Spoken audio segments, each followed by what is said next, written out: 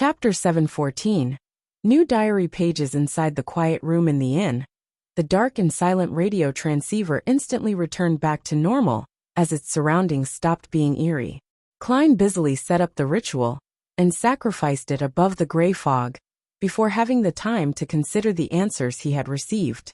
According to the clues provided by Rhodes, and combining the answers from Mr. Azek and Willa Septon, Klein had a basic idea on how he should proceed. It wasn't just because he wished to return to Backlund for some rest and reorganization, but because he viewed the large city as a main locale that he would spend a long period of time being active in. He wanted to see if he could steal the Antigonus family's notebook from the Church of the Evernight Goddesses, St. Samuel Cathedral. If he confirmed that there weren't any solutions, he would attempt to switch to neighboring Beyonder pathways. But if that was impossible, he had no choice but to take the final route. Head to the main peak of the Hornacis mountain range. I definitely can't use my identity as Sherlock Moriarty when I'm back in Backlund, unless I wish to dig out in Sanguil, or the royal family faction that's hiding in the darkness. However, when contacting people I'm familiar with, or using the resources of the Church of Steam, I can transform back into Sherlock Moriarty. In short, I have to create a new identity. Furthermore, it has to be completely separate from Gehrman Sparrow. I won't directly return to Pritz Harbor this time. I'll make a detour to Desi Bay, and make sure that no one can figure out my background. Klein's thoughts raced, and he soon came up with a clear train of thought. After determining the next steps of action to take, he planned on drawing some blood and heading above the gray fog to explore Grozel's travels using his spirit body. But in consideration that there was a tarot gathering in the afternoon, he lay back in bed and took the time to rest and relax. The future smoothly cruised through the undulating waves as Admiral of Stars Catlia stood by the window, watching the scenery that seemed to go on without end. And by the deck, there were Nina's exasperated shouts from time to time. She would be angrily scolding Frankly for producing a bunch of fast-growing, beef-flavored mushrooms that enjoyed eating fish. Catlia sighed silently as she nudged the heavy glasses on her nose bridge. At that moment, her spiritual perception was suddenly triggered as she looked down at her study desk. At some point in time, a few pieces of yellowed paper had appeared there. The Emperor's diary entries. She finally sent a messenger over. Catlia turned around in delight and picked up the few pieces of paper that were akin to a preliminary probe. By 3 in the afternoon, having memorized the symbols, Catlia saw the illusory crimson light surge at her like a tide, drowning her within. Under a high dome propped up by stone columns, Catlia saw similar red beams soar up, transforming into indistinct figures. She didn't look carefully, as she realized that a pair of familiar glasses had naturally appeared over her nose bridge. It was almost a perfect replica of the one from the outside world. Then, she caught Miss Justice elegantly stand up from the corner of her eye. Miss Justice briskly greeted the figure at the seat of honor. "Good afternoon, Mr. Fool." Audrey was in a good mood recently. After she returned to her family's castle, as an obedient daughter, she helped her mother, Lady Caitlin, resolve some psychological problems that stemmed from her age and physical condition. She received extremely good feedback, allowing her to conclude more of the acting principles for psychiatrists. Amongst them, the most important principle was to help others resolve psychological issues. She suspected that this was the reason why the potion's name was psychiatrist and not psychologist. "Miss Justice is very happy." Klein appeared infected as he nodded with a smile as a response. During this process, he noticed that Mr. Hanged Man appeared to be preoccupied with concerns. He looked like he was hesitating and struggling, having not made up his mind. This means that Mr. Hanged Man is able to buy the Ocean Songster's potion formula and main ingredient, but he will have to pay a huge price. I thought he would request to pay for it in installments. The fool Klein reined in his gaze without any signs of unrest as he surveyed the area. After Miss Justice was done with her greeting, Catlia looked towards the end of the long bronze table. "Honorable Mr. Fool, I found 3 pages of Rozel's diary. Here it comes. I wonder if the 3 diary pages specially selected by Queen Mystic will be valuable. For instance, providing clues to the card of blasphemy for the seer pathway. This will be able to provide me with another alternative. Klein was filled with anticipation as he calmly and naturally said, "Very good. You can think of a request." "Yes, Mr. Fool." Katlia replied in an impeccable manner, before requesting to conjure the contents of the diary pages. Upon seeing her behavior and thinking about how she acted in the dream, Klein was rather gratified. He felt like a teacher having successfully reformed a student. This is the first time Ma'am Hermit is providing Emperor Roselle's diary entries. With the standards and ability she has showcased, it's impossible for her to have failed to find it in the past. Yes, in the past she was more of an observer. After being punished by Mr. Fool, she has truly integrated into our tarot club. Together with how Katlia had performed last week, Audrey made a judgment. Meanwhile, she sensed that Mr. Hanged Man didn't seem normal. He looked like he was anticipating something, but was also unable to bring himself to part with something. She was rather intrigued. Klein didn't wait too long before the 3 diary pages were conjured and came into his hands. Derek and the other members instinctively fell silent, so as to not disturb Mr. Fool's reading. February 9th. Today is Bornova's birthday. He's already a healthy, strong, honest, and kind young man. His piousness has won the church's favor. Everyone is congratulating me, saying that Bornova will definitely become a saint. They praise him for how pure and flawless his faith is. I should be very happy, but I can't hide my dismay. I wish that my children can be more human, to have more emotions. I hope that they can be themselves, and not just a believer of a deity. However, almost everyone believes from the bottom of their hearts that Bornova's present state is excellent. Matilda is the same. Likewise for Seal. Most of my noble officials share the same feelings. Only Bernadette shares my point of view. She has told me in private that she believes a person should be more self-centered, as long as they don't harm others. Recalling the words Zeradol had said during Bornova's birth, as well as the premonition I've had after becoming a demigod, my heart is turning heavier. Adorable angel, haha, what an adorable angel. Is this you being wary of me? Is this how you are attempting to control me? No, you can probably never understand the pride inside me. To me, so what if you're a deity? I can replace you. February 11th, contact with Zeratul was fruitless again. Ever since he obtained that Antigonus notebook, the number of times this secret order leader appears has been decreasing. I've no idea what secret he's scheming. Anyway, he will definitely not tell me. February 12th. I made a mystical item very suitable for Bernadette. This can allow her to effectively avoid the hidden sage's nagging, as long as she doesn't proactively pray and seek a response. Yes, this item seems to be able to help saints enter the easternmost front of the Sonia Sea, where the battlefield of the gods is. It prevents one from being influenced by the true creator's ravings, and that place likely hides the secret to the forsaken land of God. I was only making a present for my daughter out of fun. To think that it has such powerful effects. Bernadette, your dad is really the best artisan in the world. Best artisan? Does this mean that the Emperor had already reached sequence 2 of the Savant pathway when he wrote this diary entry? That he had become an angel? With the god of steam and machinery present, this is the peak an artisan can attain. It's no wonder that Queen Mystic can freely enter and exit the battlefield of the gods. So it's because of a gift from the Emperor. Indeed, a child with parents is like a treasure. Klein felt wistful. In addition, he could sense Emperor Roselle's repressed and angry feelings from the diary entry. He used his comprehension skills that were honed from his previous life to figure out what was written in between the lines. After he became an angel, the Church of the God of Steam and Machinery obstructed him and suppressed him. The God of Steam and Machinery had exerted some influence on his youngest son, Bornova, making him become the most devout believer, and appointing him as someone who could become an angel and enter the land of perfection. And this not only made Emperor Roselle submit to the suppression while having misgivings, but this had also stirred thoughts of rebellion in him. The Emperor later became a public enemy of the world because of this rebellion? Klein nodded inwardly. Meanwhile, he noticed a matter regarding Zeratul. He suspected that the miracle invoker only began aiming for sequence 1 after he obtained the Antigonus family's notebook.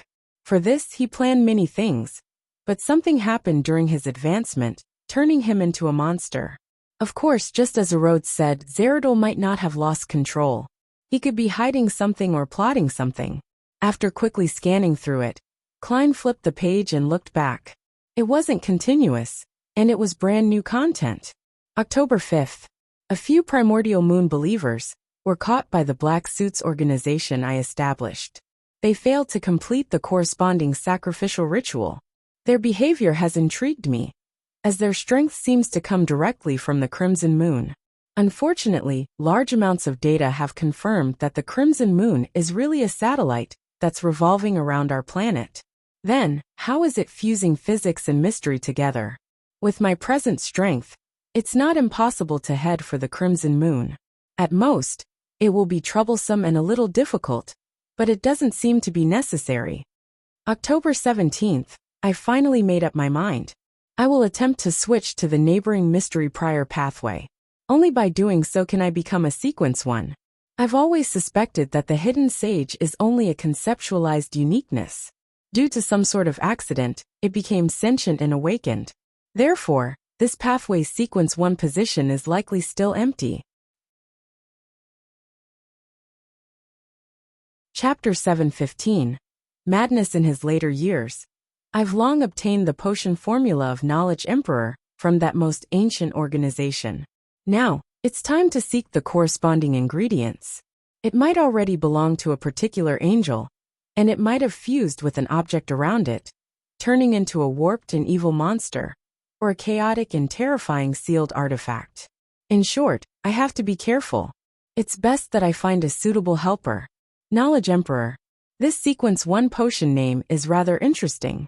If I hadn't directly seen the blasphemy slate, I would have imagined that it belonged to the reader pathway, making it belong to the Church of the God of Knowledge and Wisdom. Even stranger, these two pathways aren't switchable. I once discussed this matter with that mysterious leader and old Mr. Hermes. We basically came to a consensus and believe that the reader pathway represents the omniscient part of omnipotent and omniscient. And the mystery prior savant corresponds to knowledge itself, which is categorized into two aspects. One is more about mystery, while the other is more about reality. When I become a knowledge emperor, Bernadette can stop worrying about the hidden sage's infusion of knowledge. She can also stop being afraid of pursuing knowledge. The emperor eventually switched to the mystery prior pathway? I wonder if he successfully became a knowledge emperor. Perhaps it's because of this that his ties with the Church of Steam completely fractured, making him the public enemy, with no one to help him. All he could do was place his hopes on the Twilight Hermit Order. Klein thought poignantly, as he came up with possible conjectures. Apart from that, he was rather interested in the Emperor's explanation of how the reader pathway wasn't interchangeable with the mystery prior and savant pathway. He believed that by deepening his understanding of it, he might be able to figure out the rules and rationale behind the interchangeability of Beyonder pathways. To the typical Beyonder, the reader, mystery prior, and savant pathway belong to the knowledge domain. There should be a very strong connection between them, yet the former is different. Reader belongs to the omniscient part of the phrase omnipotent and omniscient. Then the secret suppliant, which is the shepherd pathway, is the omnipotent part. Then there must be a certain intersection between the two. For example, being potent as a result of being erudite, and being erudite as a result of being potent. Therefore, they can be interchanged. Starting off from this angle, the storm pathway can be understood as omnipotence in the sea, land, and air domain. The spectator corresponds to the psyche, making it a powerful supplement for storm. Then, why can the sun pathway be interchanged with them? Considering how there was an ancient sun god who was deemed to be omnipotent and omniscient, does this mean that the sun pathway is the foundation that accommodates omnipotent and omniscient? Yes, according to such a thought process, mystery prior and savant are different aspects of knowledge itself. That's why they can be interchanged. Then how is assassin and hunter differentiated? What about the Evernight death and god of combat pathways? In moments, Klein thought of many things, But he didn't have the time or sufficient knowledge to delve deeper into his analysis. All he could do was temporarily throw the corresponding questions to the back of his mind, and will the third diary page to the top of the stack. At a cursory glance, Klein suddenly became focused. This was because the diary page was very different from the past ones. It didn't have a date, and the words were spaced apart. Because it was the original copy, the weight placed on the page when the words were penned was obviously out of the ordinary. Klein swept through the page, as the contents were reflected in his mind. No. Impossible. How can that happen? If my predictions aren't wrong, I'm not the only one who met with that encounter. No. How can that happen? The thing that I saw tells me that everything will be destroyed. Likewise for everything I've created. No. I can't accept such an ending. I have to work hard to save myself. I can't rely on the 7 deities. As long as I ascend to the throne of Sequence 0, only then will I and the things I value be preserved. Should I attempt to pull Mr. Door back into the real world? No. Although he claims to be only a Sequence 1, I believe that he isn't just an ordinary Sequence 1. It's very likely that he will bring unexpected catastrophe upon me. The Chinese words, which were much larger than those on the first 2 pages, had occupied the yellowed piece of paper in a haphazard manner. There wasn't much content, but it left Klein's head throbbing painfully. Back when he was writing this diary entry, Emperor Roselle was very likely a Sequence 1 knowledge emperor. The content he wrote was infused with a potent sense of mystery and was colored with his emotions. This also meant that if Klein had read the contents in the real world, he might very well turn mentally unstable or go mad and lose control on the spot. Thankfully, Ma'am Hermit doesn't know Chinese. Otherwise, she would have mutated when she was memorizing the contents. Even if she doesn't understand Chinese, she must have found it especially tiring and draining. If one is exposed to it for extended periods of time, visual and auditory hallucinations can't be avoided. Furthermore, there's a high chance that early signs of losing control will appear. Klein thought, congratulating himself for his good luck. His focus quickly turned back onto the diary entry as a sense of puzzlement surfaced. What did the emperor see that made him so emotional? His mood was also rather extreme. No, the agitation and rashness as seen in the words are a little abnormal. It doesn't match the image of someone who has occupied a high position for extended periods of time. It doesn't match the level of an angel. Even in his final days, he said that after he dies, he didn't care if floods deluge the heavens. He didn't lose his composure or appear that agitated back then. Who influenced him? Or did something corrupt and pollute his thoughts? Also, he mentioned that he's not the only one who met with that encounter. What is he referring to? Transmigration. It's true that he isn't the only one who transmigrated for no baffling reason. There's also me, or even more. As thoughts flashed through his mind, Klein didn't waste any time. He made the 3 diary pages vanish as he smiled at Katlia. Have you thought of the request? Katlia bowed in preparation as she said, I wish to know why Emperor Roselle went mad in his later years. Audrey, who was in the same row as her, blinked. She believed that she had heard wrongly, as she didn't expect Ma'am Hermit to immediately ask such a heavy question. Furthermore, how does she know that Emperor Roselle went mad in his later years? Also, she only handed 3 pages, so how can she ask a question of this magnitude? It doesn't abide by the principle of equivalent exchange. Audrey had many thoughts arise in her mind, but she didn't stop Ma'am Hermit's question.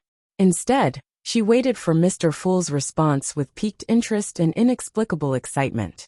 Alger, Emlyn, and Fur similarly held their breaths. They cast their gaze at the end of the bronze table. Only Derek and the world seemed oblivious. Klein thought and chuckled. First, we need to accept reality. I'm not omniscient, nor am I omnipotent. He had said those words in a relaxed, self-deprecating manner, but the hermit and company didn't show any signs of unrest. Instead, they appeared even more reverent. To them, it was obvious that Mr. Fool wasn't omnipotent and omniscient. Ignoring their guesses regarding Mr. Fool's state, this hidden existence's honorific name didn't have any related descriptions that explained the problem. Furthermore, None of the present true gods and evil gods had honorific names that involved omnipotence and omniscience. After setting their expectations, Klein began to answer the hermit's question. I also wish to know what Roselle encountered in his later years. At present, it can be confirmed that due to an unknown cause and source of stimulation, Roselle cast his gaze on Sequence 0. He didn't explain what Sequence 0 corresponded to. In the Tarot Club, there were more people who knew of it than those who didn't. Even those who didn't know could have guessed something. Sequence 0. The Emperor wanted to become a god? It's no wonder that it said that he went mad in his later years. Audrey knew what Sequence 0 meant as she instantly sighed. Likewise for Alger. Katlia clearly knew what Sequence 0 implied. She expressed her gratitude while in thought as she retracted her gaze. Sequence 0. Emlyn and Furs ruminated over the phrase, as though they had just realized that there was a position above Sequence, one that belonged to true gods. Derek looked at Mr. Fool with a muddled expression.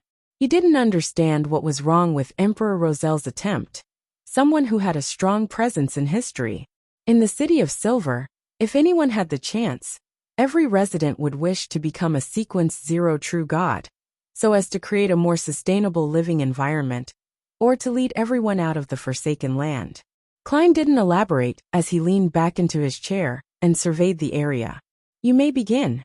With that said, he controlled the world to look at Derek before smiling deeply. The notary potion formula you want has been acquired. Thank you, Mr. World. According to the agreement, I will remember the debt and await your request, Derek said sincerely. All right.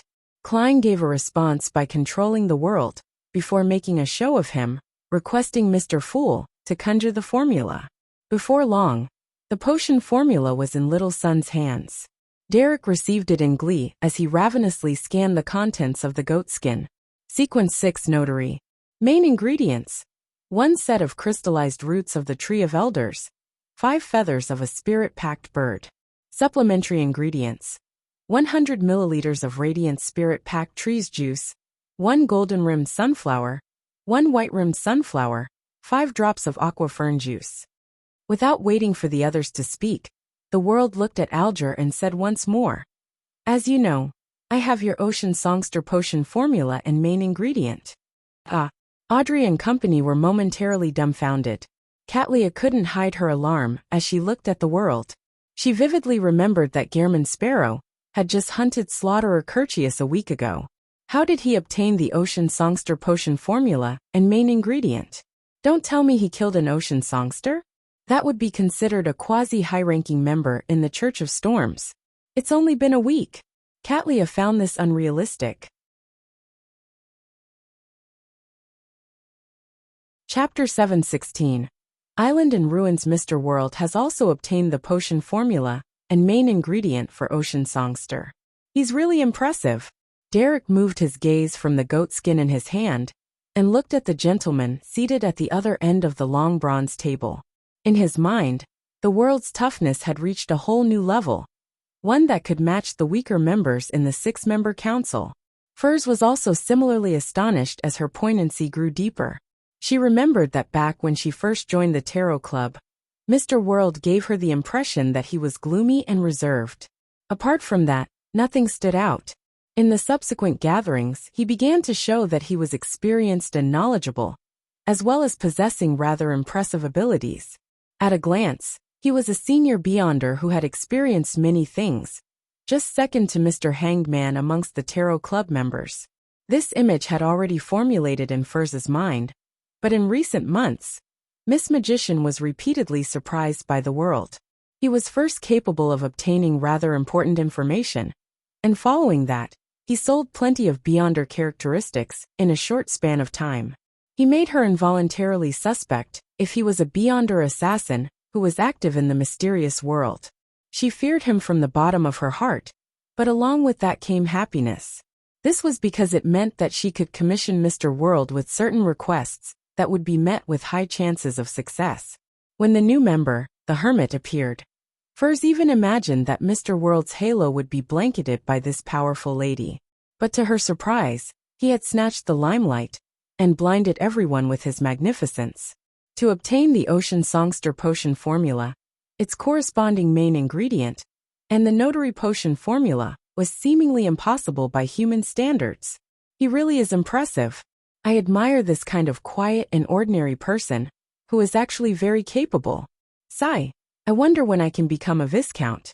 After this hunting competition, the winner will receive a prize that's likely something that will allow a sanguine to become stronger. Emlyn White quickly turned his thoughts back to himself. As Audrey was sighing in amazement, she was puzzled about a matter from before. Why is the impressive Mr. World not searching for Emperor Roselle's diary pages? He's not like Ma'am Hermit. He has already joined the Tarot Club for quite some time, and he doesn't need to observe. It's not like he doesn't have any requests that don't require him to search for Emperor Roselle's diary pages to obtain something from Mr. Fool. Then why isn't he searching for them? Has he privately submitted them? But why? Imperceptibly, Audrey felt that Mr. World and Mr. Fool had a connection to a certain degree, but she wasn't able to confirm it, as there were just too many possibilities. At this moment, Alger turned to the seat of honor after a few seconds of silence. Honorable Mr. Fool, I wish to communicate privately with the world. Here it comes. Klein nodded with anticipation as he isolated everyone's senses. Alger waited for 2 seconds before turning back to look at the world. Gehrman Sparrow. I will use an unknown primitive island's coordinates in exchange. On the island, there aren't only extinct beyonder creatures that cannot be found on the northern and southern continent, but there's an ancient ruin of unknown age. Back then, it was discovered by Kalangos and me. Back then, we lacked the strength to delve deep inside it. However, he discovered certain traces, and he suspected that the ruins hide something extremely important. He believes that the value isn't lower than a card created by Emperor Roselle. My strength is inferior to Kalangos, and I didn't go as deep as he did. I had no idea what he saw, other than guesses about the situation from his remarks. What Mr. Hanged Man said holds plenty of information. From the looks of it, he long knew Vice Admiral Hurricane Kalangos. They had even adventured together, and found the primitive island in ancient ruins. And previously, he was also the one who thought of finishing off this pirate admiral, while he was away at sea. Mr. Hanged Man isn't an ordinary member of the Church of Storms. His past seems very complicated, and he hides many secrets. Yes, a primitive island's value isn't small. For a secret organization, this can be the foundation to support the growth of its members. Klein controlled the world to appear to be in thought, as he attempted to obtain more information from the Hanged Man. With the world not rejecting or agreeing, Alger, who had calmed down, calmly said, On the island, there are traces of demigod-level beyonder creatures. To you, that should be something valuable. On this point, I can swear on Mr. Fool's name. I guarantee that I'm not lying. After I obtain the Bizarro Sorcerer's Potion formula, I'll have to consider how to obtain the corresponding ingredients. At the level of a demigod, money becomes of little use. Trading gives me the highest chance of obtaining something I need. The location of demigod-level beyonder creatures is important. That ruin is also quite interesting. The world didn't hesitate as he chuckled. Deal. Alger didn't immediately receive the Ocean Songster Potion formula. Instead, he said, I have a condition. I wish that on your first exploration of the primitive island, that you will do it with me. With Mr. Fool watching all of this, I believe you won't be concerned that I'll be up to no good. Klein considered it for a moment, and made the world nod. No problem. I will need companions when heading to dangerous places. I hope that you will have the required strength. Alger wasn't angered by the world's tone as he heaved a sigh of relief. That's why. I wish that your first exploration will be after I advance. Of course, if I were to lose control because of my potion, this agreement will naturally be null and void. No problem, the world replied without any qualms. Alger didn't harp on the topic. After obtaining Mr. Fool's agreement, he conjured the situation of the primitive island on a goatskin. It's along the periphery of the Rorstedt Sea. It's quite a big island, almost the size of Blue Mountain Island. Klein received the goatskin, and quickly scanned through it to gain a general understanding of the primitive island. He quickly looked up and said, "I'll hand over the potion formula and main ingredient after the gathering ends." All right. Having made his choice, Alger no longer had any reservations. When hearing that, he felt upheavals going through his heart, but he appeared even more staid on the surface. After the duo's private conversation came to an end, Katlia retracted her gaze at the world and looked at Furs. "The meteorite crystal has been obtained. 600 pounds for 60 grams. That's fast. Ma'am Hermit is really efficient." Furs felt delighted, but she was also stumped. After last week's gathering, she had already obtained the crystallized blood of a Lavos squid. For that, she had paid 600 pounds, leaving her with 230 pounds. Adding the 150 pounds she received this week from her royalties, she was still short of 220 pounds. "I'll first borrow from Zio. She should have that much. After I succeed in advancing, I'll try to earn money as quickly as possible. I have to." Furs silently drew a breath and said, "All right. We will do the transaction tomorrow at this time."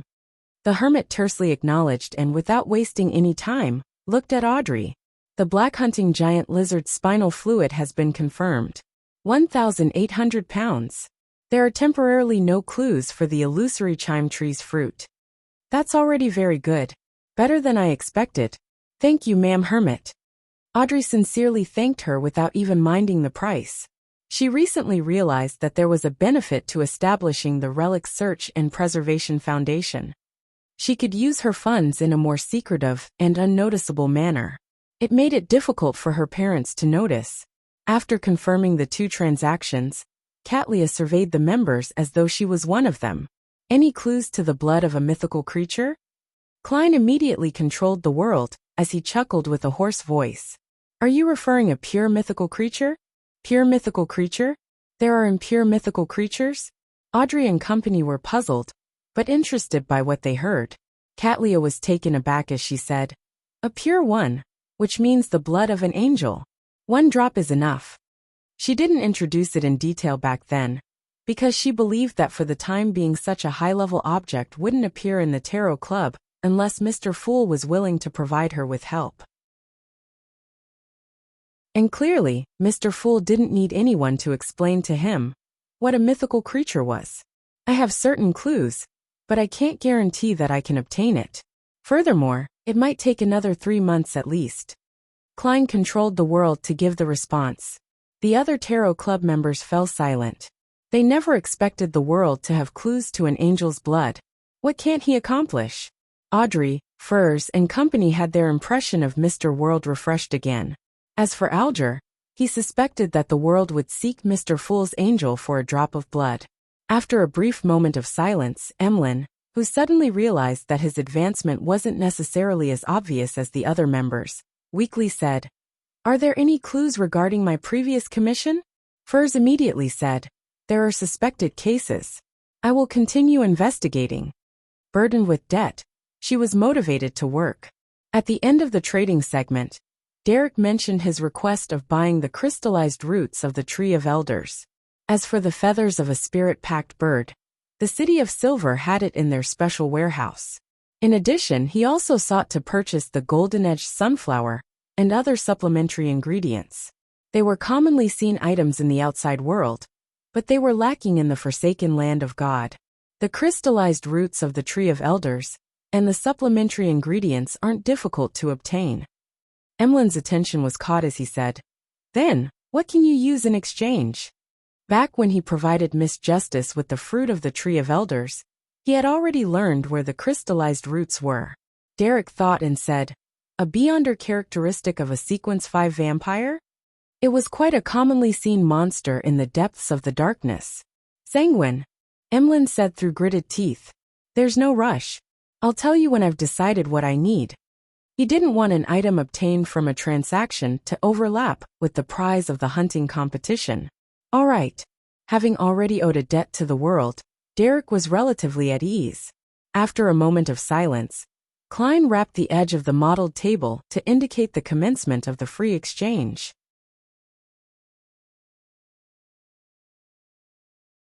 Chapter 717. the world and hero bandit inside the ancient palace standing above the gray fog. Alger wasn't in a rush to mention the matter regarding crazy Captain Connors Victor. He turned his head to look at the sun. Are you still in Afternoon Town? Derek nodded honestly. Yes, we took a very long time to establish a camp. Later, with small teams, we wiped out the remnant monsters, one street at a time, in search of any ancient ruins that might still exist. Although this process is slow, it's sufficiently safe. His answer was extremely detailed, and it gave the impression that Mr. Hangman could ask more questions if he wished to know more. Audrey listened with interest as she raised her hand slightly. With all of you staying in Afternoon Town for so long, what do you rely on for food? Is there any blackface grass nearby? She had long heard from Little Sun that the city of Silver relied on the blackface grass that they grew around the city as their source of sustenance. We carried a portion of powdered blackface grass, but the main source of food comes from hunting those monsters. Once the Beyonder characteristic is expelled, a large proportion of them can be eaten once we skin them and roast them with fire. However, there's a certain degree of corruption in the meat, which will result in psychological problems. We can't continuously consume the meat, and we will need to spread out the intervals. Derek replied in a serious manner to Miss Justice's question. Audrey recalled the few monsters in the depths of the darkness mentioned by Little Sun, and having terrifying vibes about the dark and eerie area around the city of Silver, she couldn't help but press further. Wouldn't that be very disgusting? Furs, who was attentively listening to the other members' conversation, was inspired by this question. She deliberately didn't look at Emlyn, as she asked Derek with piqued curiosity. I remember you mentioning that monsters in the depths of the darkness include vampires. Their bodies run with pus and are extremely ugly. Then, how would you consume vampires after killing them? Emlyn, who heard the question, forgot to correct her by informing her that sanguine weren't vampires. His expression turned livid, as he felt an inexplicable feeling of indescribable horror. Derek was silent for 2 seconds before saying, There are some monsters that are indeed disgusting. Very disgusting. Just like the vampires as mentioned by Miss Magician, but we have no choice. As long as it's edible, we will eat it. His voice gradually turned heavy, as though he once again deeply felt the tragedy that was the curse which enveloped the city of Silver. The palace that looked like a giant's residence fell silent once again. Even Emlyn, who wanted to retort Derek, didn't say a word. All he did was curl his lips and retract his arm. A few seconds later, the world broke the silence with a chuckle. Let's return to the sea. There have been certain matters that require your attention. Crazy Captain Connors Victor's single-eyed skull drifted to a nearby harbor after a storm. The masts were snapped, and there were charred marks. The entire crew, including Connors Victor, died. No one survived. Justice and company didn't know who Crazy Captain was. They weren't too interested in the news, other than being curious as to what caused this destructive naval tragedy. On the other hand, Alger shared completely different thoughts from them. There must be a tremendous secret if the world is paying attention to the matter regarding Crazy Captain. It's no wonder His Eminence Cotman issued such an important command to get the mandated Punisher and captains to investigate the situation. Alger's eyes darted about slightly as he said after some thought. In Byam, the Church of Storms is actively investigating the people and matters surrounding Crazy Captain Connors Victor. There's no need for me to commission it. Klein chuckled inwardly and got the world to directly ask, What clues does the Church of Storms possess? I have no idea. I'll try my best to understand the situation. Alger frankly shook his head. He believed that the world understood what he was implying. That he wasn't exactly sure, but he would sound out what the church knew. Audrey, who was listening out of curiosity, realized that the matter regarding Crazy Captain wasn't simple. Hence she asked probingly, Mr. World, isn't this common infighting among pirates? Klein was just about to be perfunctory with Miss Justice, but without divulging anything further, when he suddenly thought of a problem. Behind the great smog of Backlund and the disappearances, there might be a particular faction from the royal family. It also included some military personnel, and Miss Justice would lean towards the nobles and royal family. Both her emotions and from her standpoint. If there comes a day when I target those bastards who are deserving of death, she might not find it acceptable if I commission a mission to her. She might even fall into a dilemma. Therefore, I should now inject the impression in her that the royal family and military have plenty of bad guys. I would subtly change the direction in which her standpoint and emotions are directed towards. For this, I can bear the burden that some of the information regarding the world is leaked. Klein thought for a moment, and made the world say with a relaxed but mocking tone, "Crazy Captain is related to the disappearance of the colonial slaves, which Mr. Hanged Man was previously investigating. The Demonist sect takes the people who are tricked or abducted, and hands them over to Vice Admiral Ailment Tracy, and they have them ship the people over to the northern continent's East Seas coast. Then with Crazy Captain Connors Victor, it completes the last mile. This pirate is intricately tied with many human traffickers and slave merchants in loan. Back when I informed Mr. Hanged Man of the news in January, someone witnessed Balin, who was involved in the disappearance cases, with a MI9 member who is loyal to the royal family. Also, Bakland's largest human trafficker, Capem, had guards from the Arbiter pathway. With so many matters compounded together, do you think that Crazy Captain's death is simply a result of pirate infighting? Haha.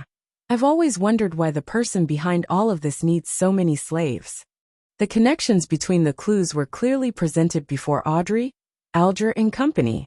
It made them suddenly realize a lot of things. Mr. World left Backland and headed for the sea to seek out clues. He's always been investigating the truth behind the Great Smog and Prince Edisac's death. According to the information he provided, it's clear that the true murderer hasn't been punished. He's still hidden inside the royal family, and there's a portion of the military who are working for him. How despicable. This kind of person should be thrown into hell. How does Mr. World know that the guards around Capem were Beyonders from the Arbiter pathway? Did he fight with them? Audrey's mind raced as she suddenly made the connection. Capem was killed by Hero Bandit Black Emperor. The latter clearly knew which pathway Capem's guards belonged to. Hero Bandit Black Emperor is Mr. Fool's blessed. Mr. World is suspected to have certain connections with Mr. Fool. He has never sought Emperor Roselle's diary pages. Therefore, Mr. World is Hero Bandit Black Emperor. And he's also Mr. Fool's blessed? He doesn't hand in Emperor Roselle's diary pages because he hands them over in private? Some of his actions from before were to hide his identity as a blessed? This is a test given to him by Mr. Fool? It's really hard to connect Mr. World with Hero Bandit Black Emperor. The latter feels like a hero. Audrey felt like she had stumbled upon the truth, as she began to wonder what kind of person Mr. World, who was also Hero Bandit Black Emperor, was actually like in real life. Alger and Catlia instantly understood why Gehrman Sparrow had attacked Tracy. This blessed was seeking out the truth behind the Great Smog of Backland. And the truth hidden behind this was something Mr. Fool was interested in. Furs and Emlyn, who lived in Backland, also vaguely sensed something when the world mentioned Capem.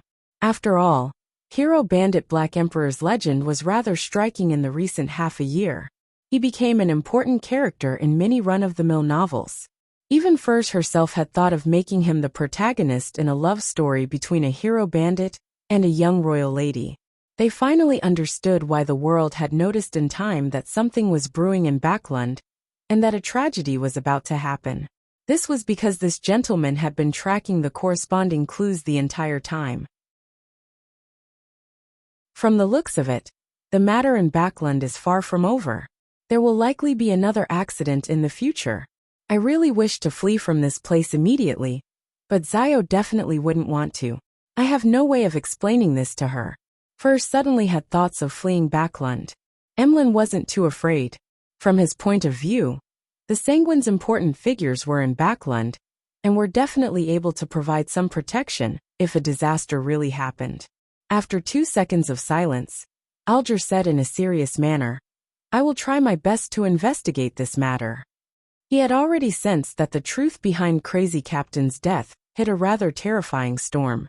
As such, he was a little apprehensive and afraid, but he also trembled with excitement that he was involved in the most important matter regarding the southern and northern continents. After Catlia heard that, she nodded. I will also seek out relevant information. If there are more clues provided, perhaps I might be able to help. Klein thought for a moment before letting the world speak frankly. On the night of Crazy Captain's death, a high-sequence beyonder suspected to be from the Black Emperor pathway appeared on his ship. However, this demigod managed to escape before John Cotman arrived. Black Emperor pathway, demigod. Alger and Catlia ruminated over these phrases as they considered an angle of attack. Audrey and company were astonished that the Tarot Club had discussed the development of demigods to something directly involving demigods.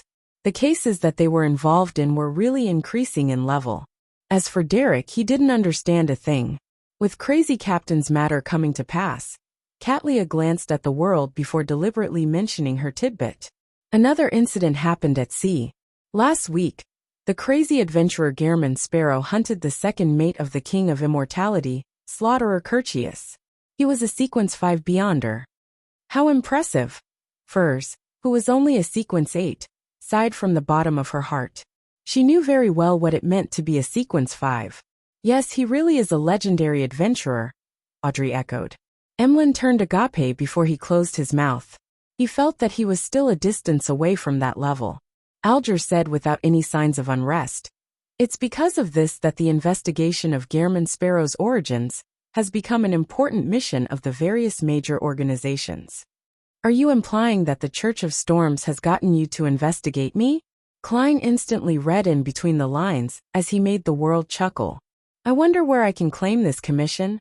I wish to use some unimportant information in exchange for money. I have some understanding of Gehrman Sparrow. Oh, Mr. World is hinting that he doesn't mind me exchanging what appears to be important but, in reality, is actually meaningless information regarding Gehrman Sparrow, in exchange for rewards and trust. The hanged man nodded in enlightenment. The free exchange continued for a while, until Derek finished learning this week's list of ancient Hermes terms before everything came to a close. After he watched the bowing Miss Justice and company leave, Klein cast his gaze onto Grizel's travels.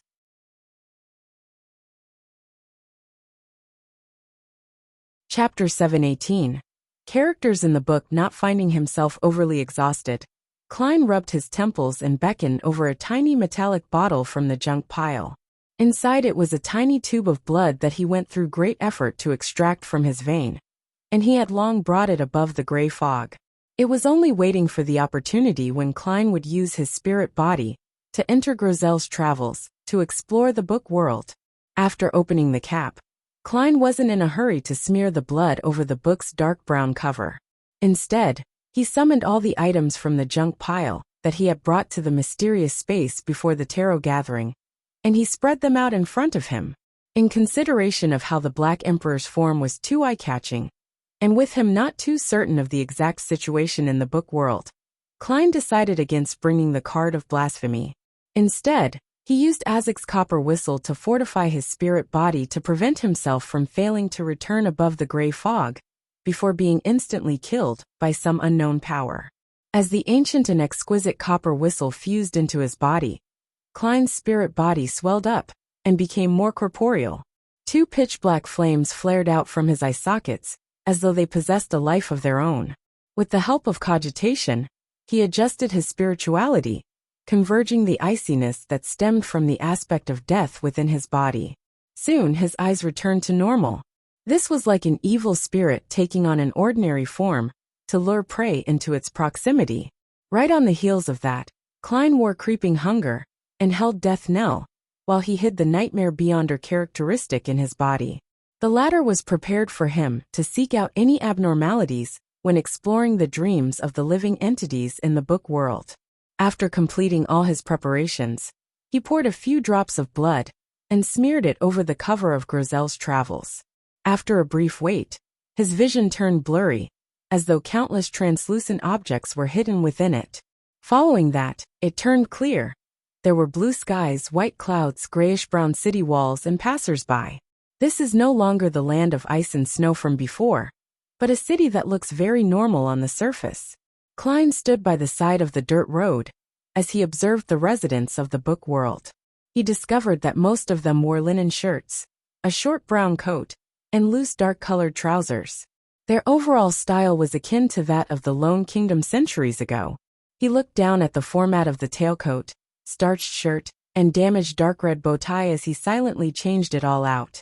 Instantly, he was no different from the people around him. He then walked to the city gates in preparation to enter. At that moment, a leather-vested soldier at the gate stopped him. Entrance fees. 1 little. Do I look rich?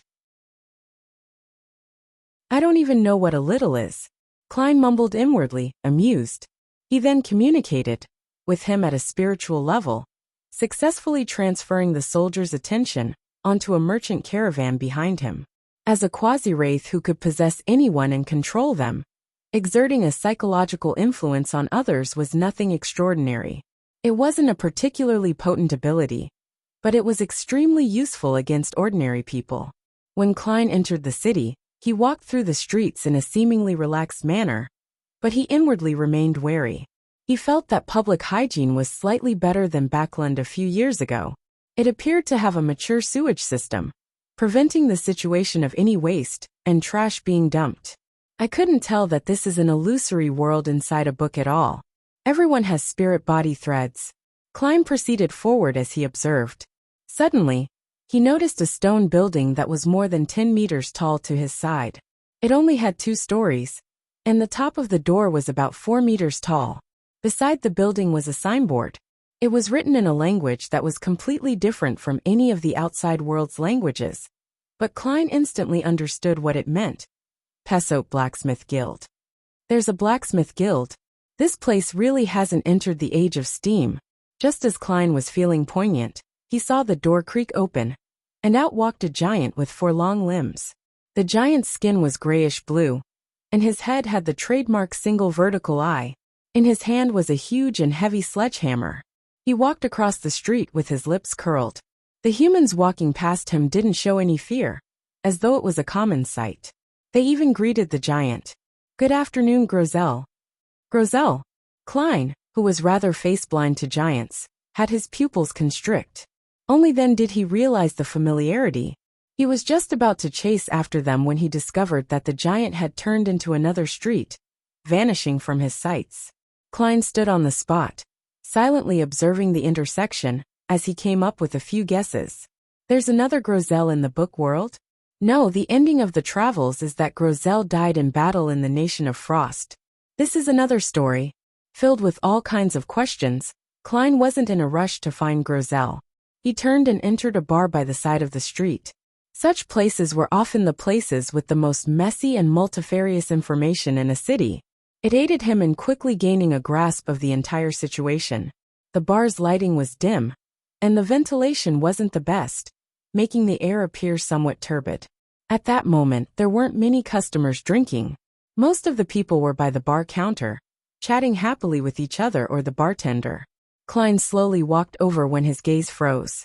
He saw a man wearing a black pointed hat and an asymmetrical coat by the side of the bar counter. He looked pretty handsome with his flaxen-colored hair, deep brown eyes, a high nose and thin lips. He was none other than the Solomon Empire Viscount Mobit Zorost.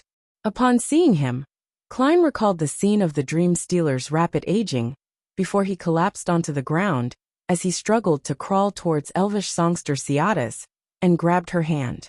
All of that remained clear as day, as though it had just happened yesterday. Yet Mobit had once again appeared before his eyes. Klein's expression grew heavy as he walked over and sat beside Mobit. He didn't say a word, as he knew that Mobit was one to start a conversation. "Outsider, first time in Pessoat? I swear I've never met you before." Mobit put down a cup of distilled liquor, as he turned his head to the side. "I come from the Nation of Frost." Klein randomly cooked up a story. Mobit immediately laughed loudly. "You're a funny one. This is the Nation of Frost, but of course, that was many years ago. Ever since the King of the North was killed by a bunch of adventurers, no heroes, this place is no longer plagued by ice and snow. Everyone believes that it should be called the Nation of Neverwinter." Klein fell silent without responding. "Why so serious? It looks like you have your own troubles."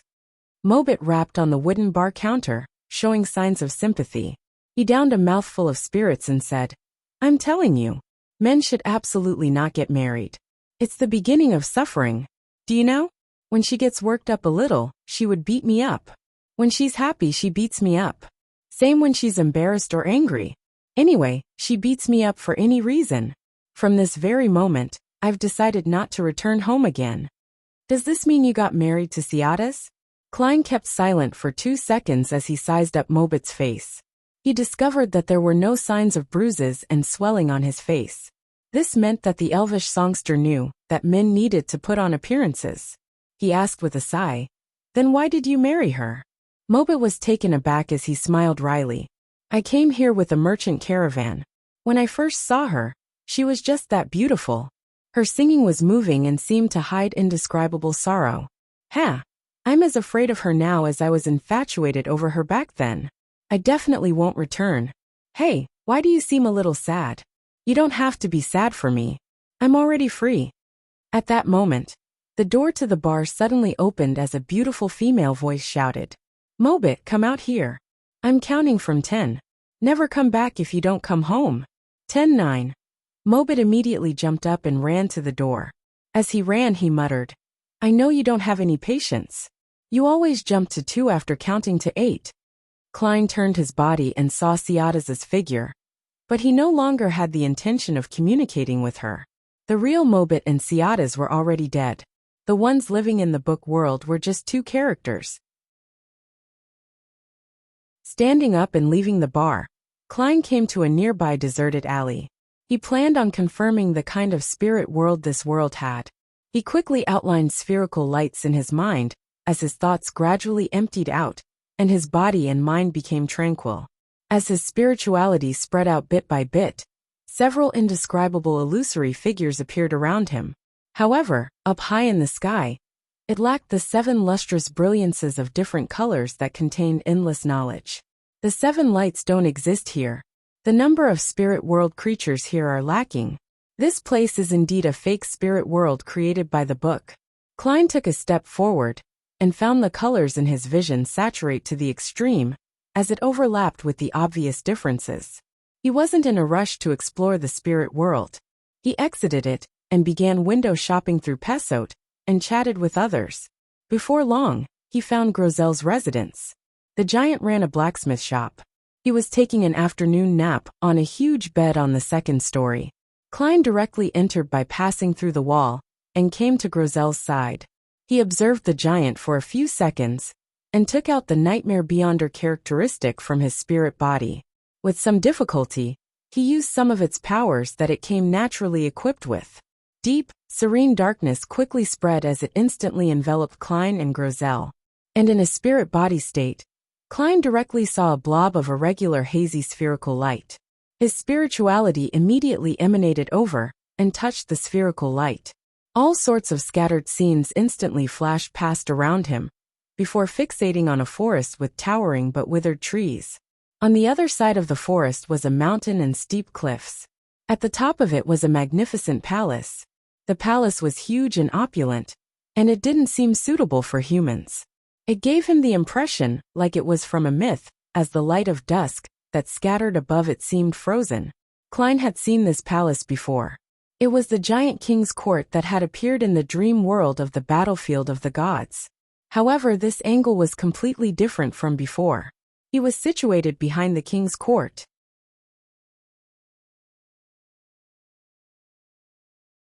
Chapter 719. Dream Tour. Klein turned his gaze to the forest where light could hardly penetrate through its denseness, having gained a rough idea of where he was. This was the waning forest which Grozel guarded when he was at the giant king's court. The trees in the forest were tens of meters tall, and the thickness of the trees was the arm span of several giants. However, their barks were mottled with signs of rot everywhere. The leaves and twigs were mostly withered and dropping as they interwove with each other, like a dark cloud floating in midair. Grozel and similar-looking giants guarded the boundary of the forest, either carrying axes or broadswords, fully concentrating on defending the area. According to Grozel, this waning forest has the bodies of giant King Ormer's father and mother buried in it. Apart from this ancient god, no one else is allowed to step inside, including these guards. Yes, Giant King Ormer's parents should be so-called original giants, the kind that was the craziest, cruelest, and most ferocious. Perhaps. Why would Grozel have such a dream? As Klein was in thought, he suddenly sensed something amiss. According to his random conversations in Pesot, the present Grozel was a native giant who had nothing to do with the Giant King's court. Therefore, having such a dream made it appear rather abnormal.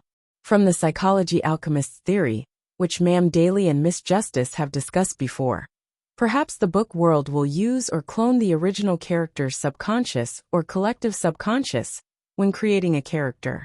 Then it would make minor changes, making the consciousness fulfill the required settings. Therefore, Grozel's dream will be influenced by his subconscious, reproducing life in the Giant King's court. If that's the case, it can only be said that this book is a cruel author. The moment Klein thought of this, he suddenly had an idea. He felt that this was an opportunity for him to gather relevant information on the Giant King's court. He previously planned on directly learning about such matters through Grozel, but in order to keep his promise, the giant guardian had died in the battle with King of the North Ylisan. After his spirit body left the book world, it quickly dissipated without giving him any chance of communicating. Now, he finally had another method, which was to explore Grozel's dream. There had to be parts of it that were ridiculous or exaggerated, but the remaining content had to be a true reflection of reality. As long as an approach of careful study is employed, it's not impossible to distinguish the two. Grozel never entered the waning forest, so the scenes inside must stem from his imagination. There's no need to explore it. Klein slowly cast his gaze onto the mountain where the king's court was. It wasn't tall, which meant that the waning forest was on a mountain rather close to the king's court. It was probably just a straight path from there to the ancient god's residence. Klein didn't waste time searching as he walked straight to Grozel, and acted like he knew him well. He asked in a relaxed tone, "How should I return to the king's court?" He knew that Grozel was an honest giant, and he would only be more honest in his dream. Grozel raised his hand to scratch the back of his head, as he looked down with a confused look. He said with a smile, "Isn't it simply by taking the Barren Tunnel?" He pointed ahead and added, "You'll see it when you circle around that boulder." "Thank you," Klein sighed as he said with a bow. As he watched Klein depart, Grozel scratched the back of his head again, muttering to himself in confusion, "Who is he? Why do I find him so familiar?" After circling a boulder that protruded out the mountain, the scene opened up before Klein's eyes. A gigantic cave at least 30 meters tall appeared. Erected outside the cave was a stone stele. Engraved on it was a single vertical eye, a high nose, and plush lips. It looked like a giant's head had been squeezed in to reveal the frontal facial features. Just as Klein approached, the mouth on the stele opened. "Why are you returning to the king's court ahead of time?" "By His Majesty's orders," Klein said in an unflustered tone. After all, the intelligence level of all the living beings in this dream was equivalent to the owner of the dream, Grozel. The lips on the stele opened and closed as it let out a humming sound. "Please answer a question, otherwise you shall not pass." "If only I brought along a Rhodes, it should be rather fun to see what happens." Klein lampooned as he calmly nodded. "Okay." The stele's lips closed for 3 seconds before opening. "If your wife, daughter, and a woman you covet ask you to judge which of them is most beautiful, who would you choose?" This is completely different from the magic mirror style. Klein's lips quivered as his mind raced. Using nearly 10 seconds, he answered, "My intelligence is insufficient to determine this matter. I will assign someone who is more intelligent than me to give the answer." "How can I answer something that can get me killed?" He gritted his teeth as he added, "Who is this more intelligent person?" The giant's face on the stele froze for a few seconds. Klein solemnly answered, "Of course it's our king." The stele was shocked beyond words. It took quite a moment before it said, "All right, I'll consider it as you answering the question. You may pass." Klein immediately crossed the strange stele and walked into the cave. The ground in the cave was paved with large stone panels that had been weathered. The sides and top of the cave were filled with murals, speaking of stories of the giants and dragons battling the demonic wolves, mutants, devils, and phoenixes. The drawing style was crude, and the color choice was dark. However, it was extremely vivid. Klein walked forward as he observed the murals. He discovered that there were swaths of withered weeds, as well as all kinds of coarse gravel in between the stone panels and the bottom of the murals. And the lack of water, and the decline of life, became more apparent the deeper he ventured inside. After walking for an unknown period of time, Klein saw a huge grayish-blue open door. Standing on each side of the door was a 4 to 5 meter tall giant. The giants guarding this place were different from Grosel and the others. They wore solid and beautiful iron-black armor and firm, exquisite helms. They looked like two huge statues. They didn't stop Klein, and allowed him to pass through the door and enter the hall within. The hall wasn't too spacious. The ends of the hall could be seen clearly, and it could probably only hold 5 to 6 giants. As Klein was observing his environment, he suddenly halted. Then, the hall seemed to be pulled up by an invisible hand as it quickly rose. He staggered a little before finding his footing. All he saw were grayish-black walls flashing by as they kept sweeping downwards. In about 10 seconds, there was a thud as the hall stopped descending. At this moment, it wasn't the cave tunnel outside the door, but a magnificent palace propped up by stone columns. Klein briskly left the original hall, as he sized up his surroundings with piqued interest. This is the Giant King's Court's elevator. This seems to be the place where the guards live. Outside is a long table taller than humans, with extremely large chairs. On the two sides are rooms, and inside them are neatly ordered beds. Klein swept past the various items in the hall before he stopped at a mural. The mural's main character was a giant dressed in full-body silver armor. As there was nothing to scale, Klein was unable to know exactly how tall he was. The giant stood by the side of a cliff, with a sword in hand pointing diagonally upwards. His body emitted a bright halo, like a rising sun illuminating the surroundings. Many giants were genuflecting around him, as though praying or worshipping him, and awaiting a bestowment. The Giant King's son, god of dawn Badhaubrun? Klein looked at the face of the mural's main character and thought, and he saw that his face was blocked by a mask. There was only a dawn-like halo coming from his eyes. It's very similar to the god of combat statue in the Baklun underground ruins. His face is completely hidden behind a mask.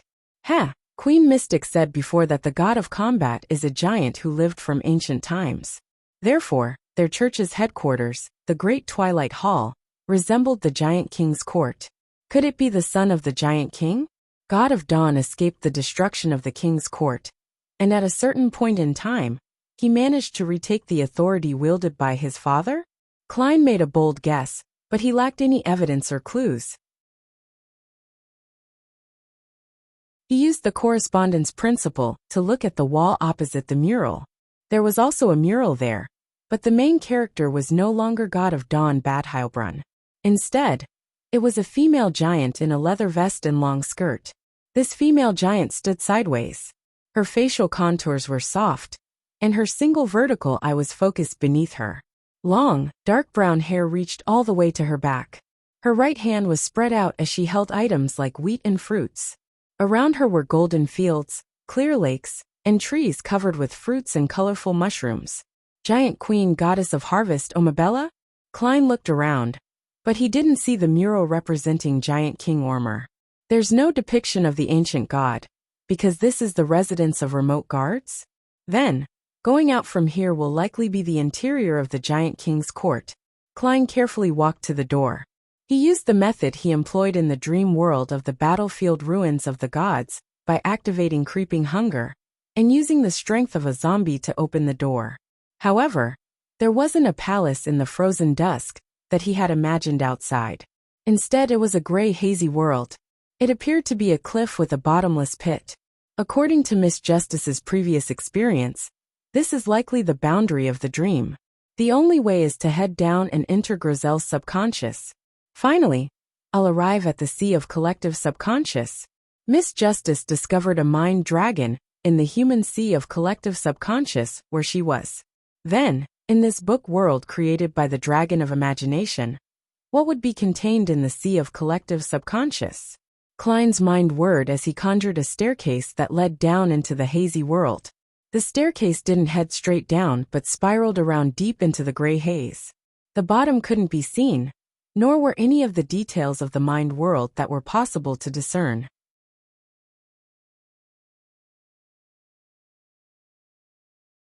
Chapter 720. Philosopher. After silently observing it for a few seconds, Klein walked forward as he got onto the staircase and carefully walked down it. The surrounding light gradually dimmed with a gray, hazy luster that enveloped the extremely silent world. The moment Klein proceeded down the staircase, he felt more and more like he was being locked inside a dark, silent room. Slowly, his ears could hear his sloshing blood and his beating heart.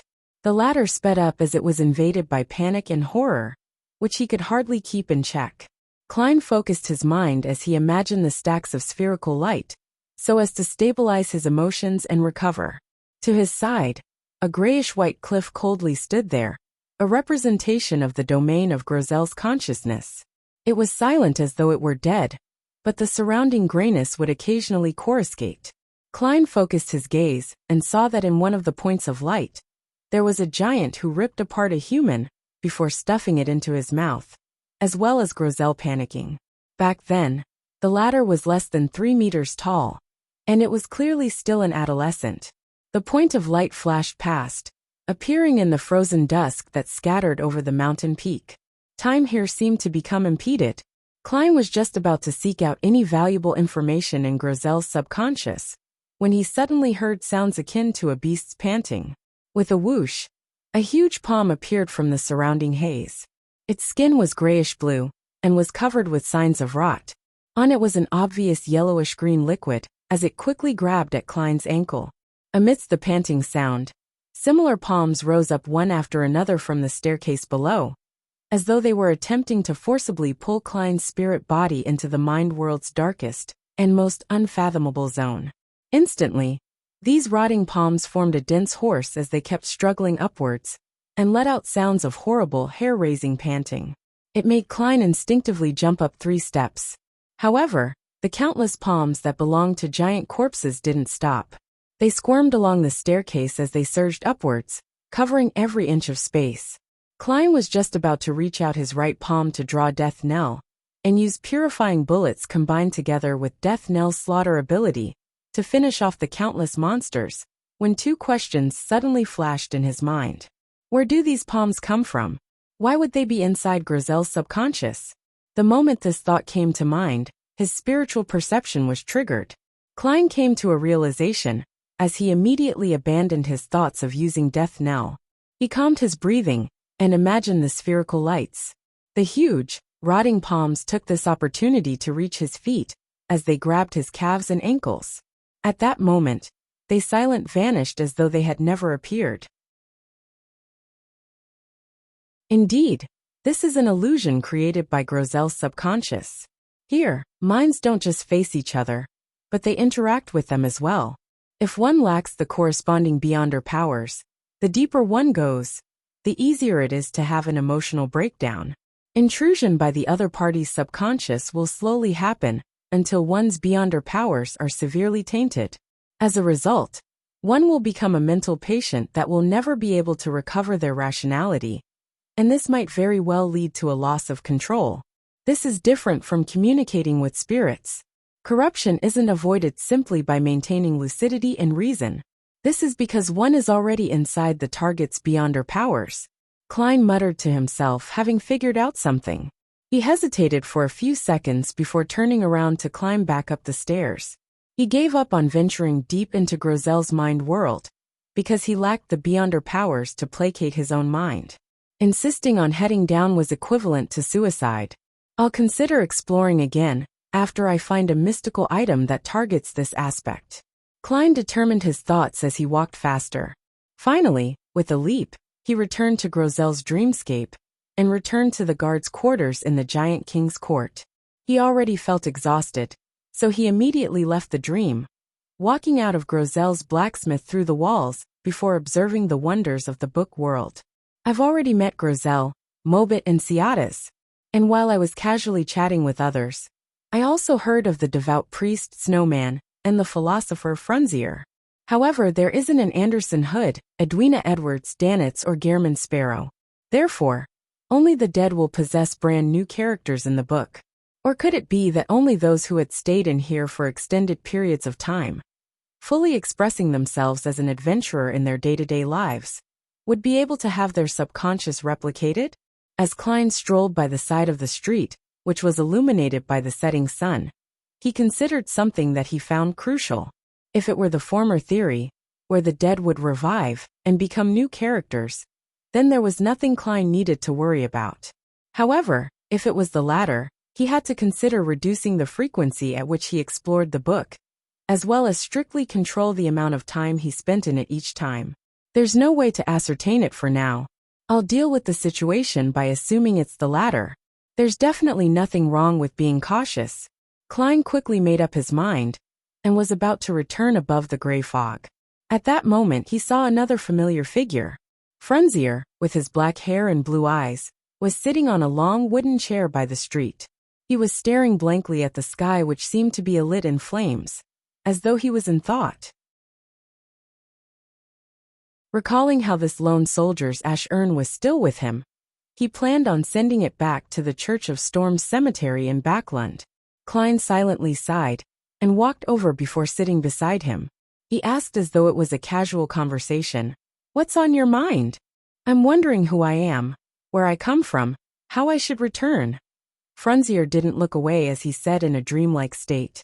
Without waiting for Klein to ask another question, he shook his head with a chuckle. "I ultimately feel that I don't belong here. I'm not myself at the moment, and that there's some place awaiting my return. They always mock me for considering such pointless questions, so they gave me the title of philosopher." As he spoke, he looked at the setting sun, and once again fell into silence and looked spellbound. Klein didn't say a word. He sat there quietly, and accompanied Frunzier in watching the sunset. Finally he silently vanished.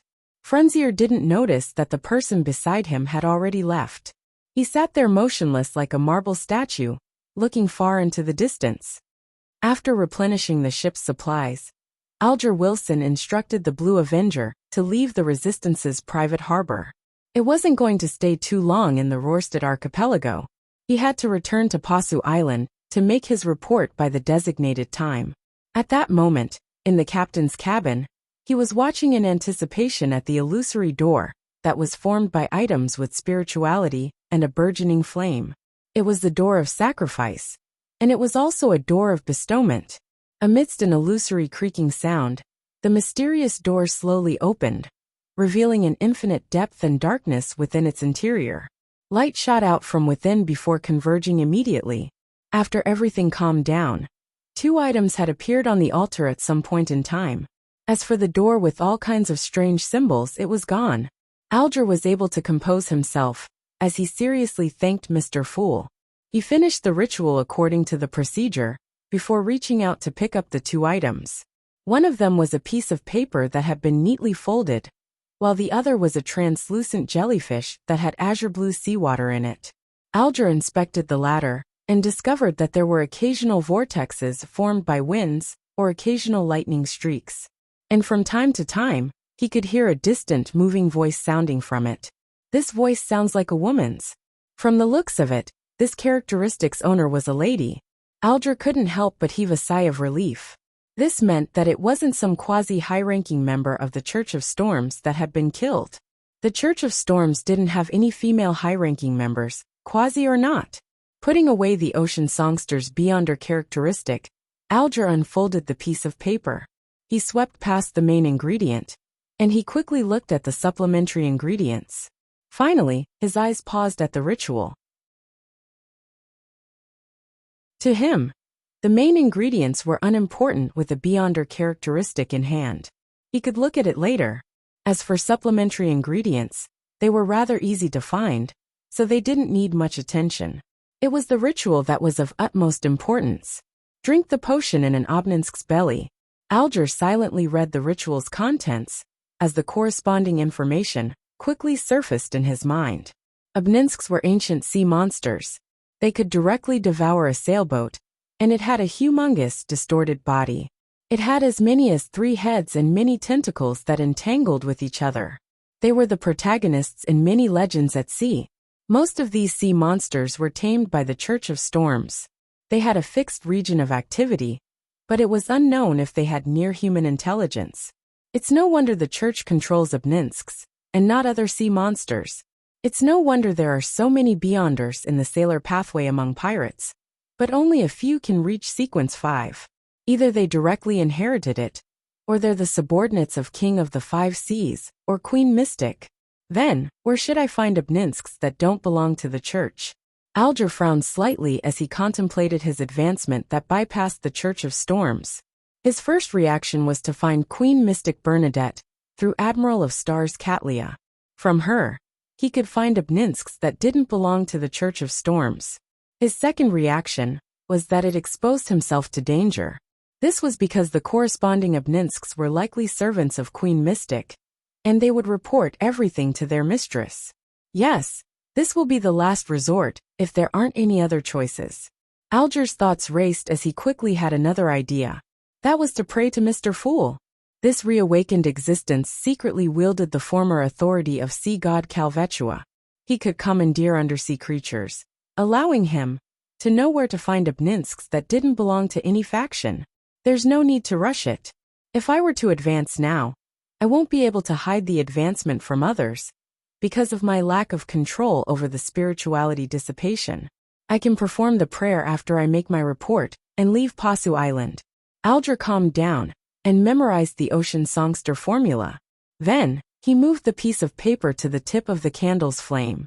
As he watched the flame devour the formula at an increasing speed, Alger's gaze turned deep. After finishing off the remnant traces, his gaze landed on a sea map and locked onto a location. Bansi.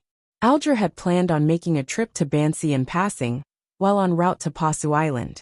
He wanted to know what the present state of the harbor was. He had already shared his thoughts with his sailors, and no one objected. This was because they were equally curious as to why Bansi Harbor was suddenly destroyed. They were curious what it had turned into.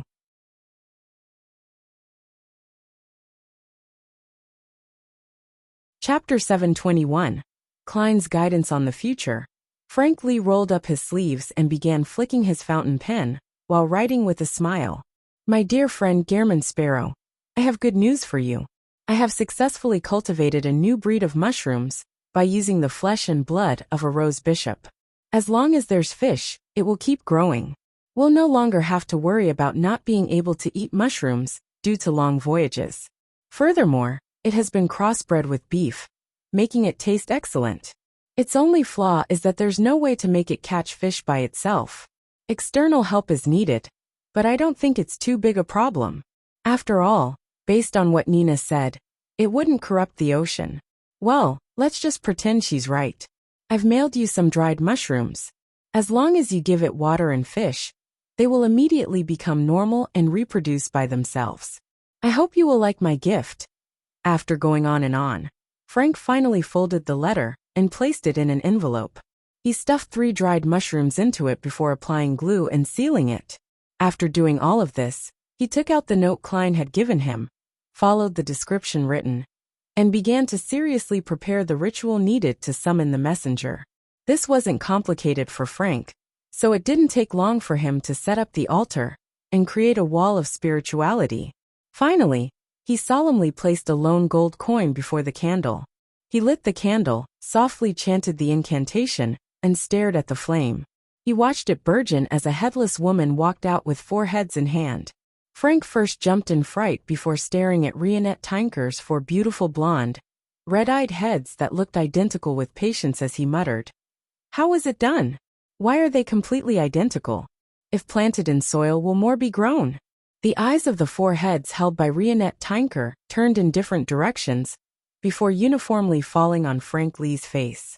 Suddenly, the soil stored inside all kinds of vessels within the room flew out and piled before Frank. Following that, Frank floated up as he tumbled in midair with a shocked expression. He was thrown straight into the pile of soil with his head first. His legs kept struggling as they dangled outside, but he was unable to pull himself out of the soil pile anytime soon. Only then did two of Rionette Tinker's foreheads reach out forward, separately biting down on the letter and the gold coin. Only after she completely disappeared did Frank Lee finally find the best spot to exert his strength, to escape the soil, as he fell to the ground. She's powerful.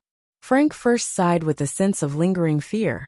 Following that, he wiped the soil beside his mouth, bit into it, and chewed on it carefully before muttering to himself, "It's a bit sour." At that moment Katlia, who had just finished a sacrifice in her cabin, sensed something. Her dark purple eyes subconsciously looked towards Frank Lee's room, and she vaguely saw a crudely made illusory doll. The doll didn't have a head. The scene flashed as Katlia closed her eyes immediately. She felt her eyes were burning as she couldn't help but have her tears flow out.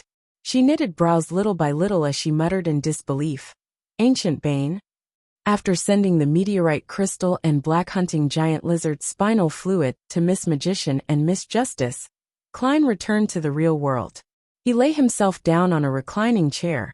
As he allowed his body to rock gently, he began considering where he would head to next.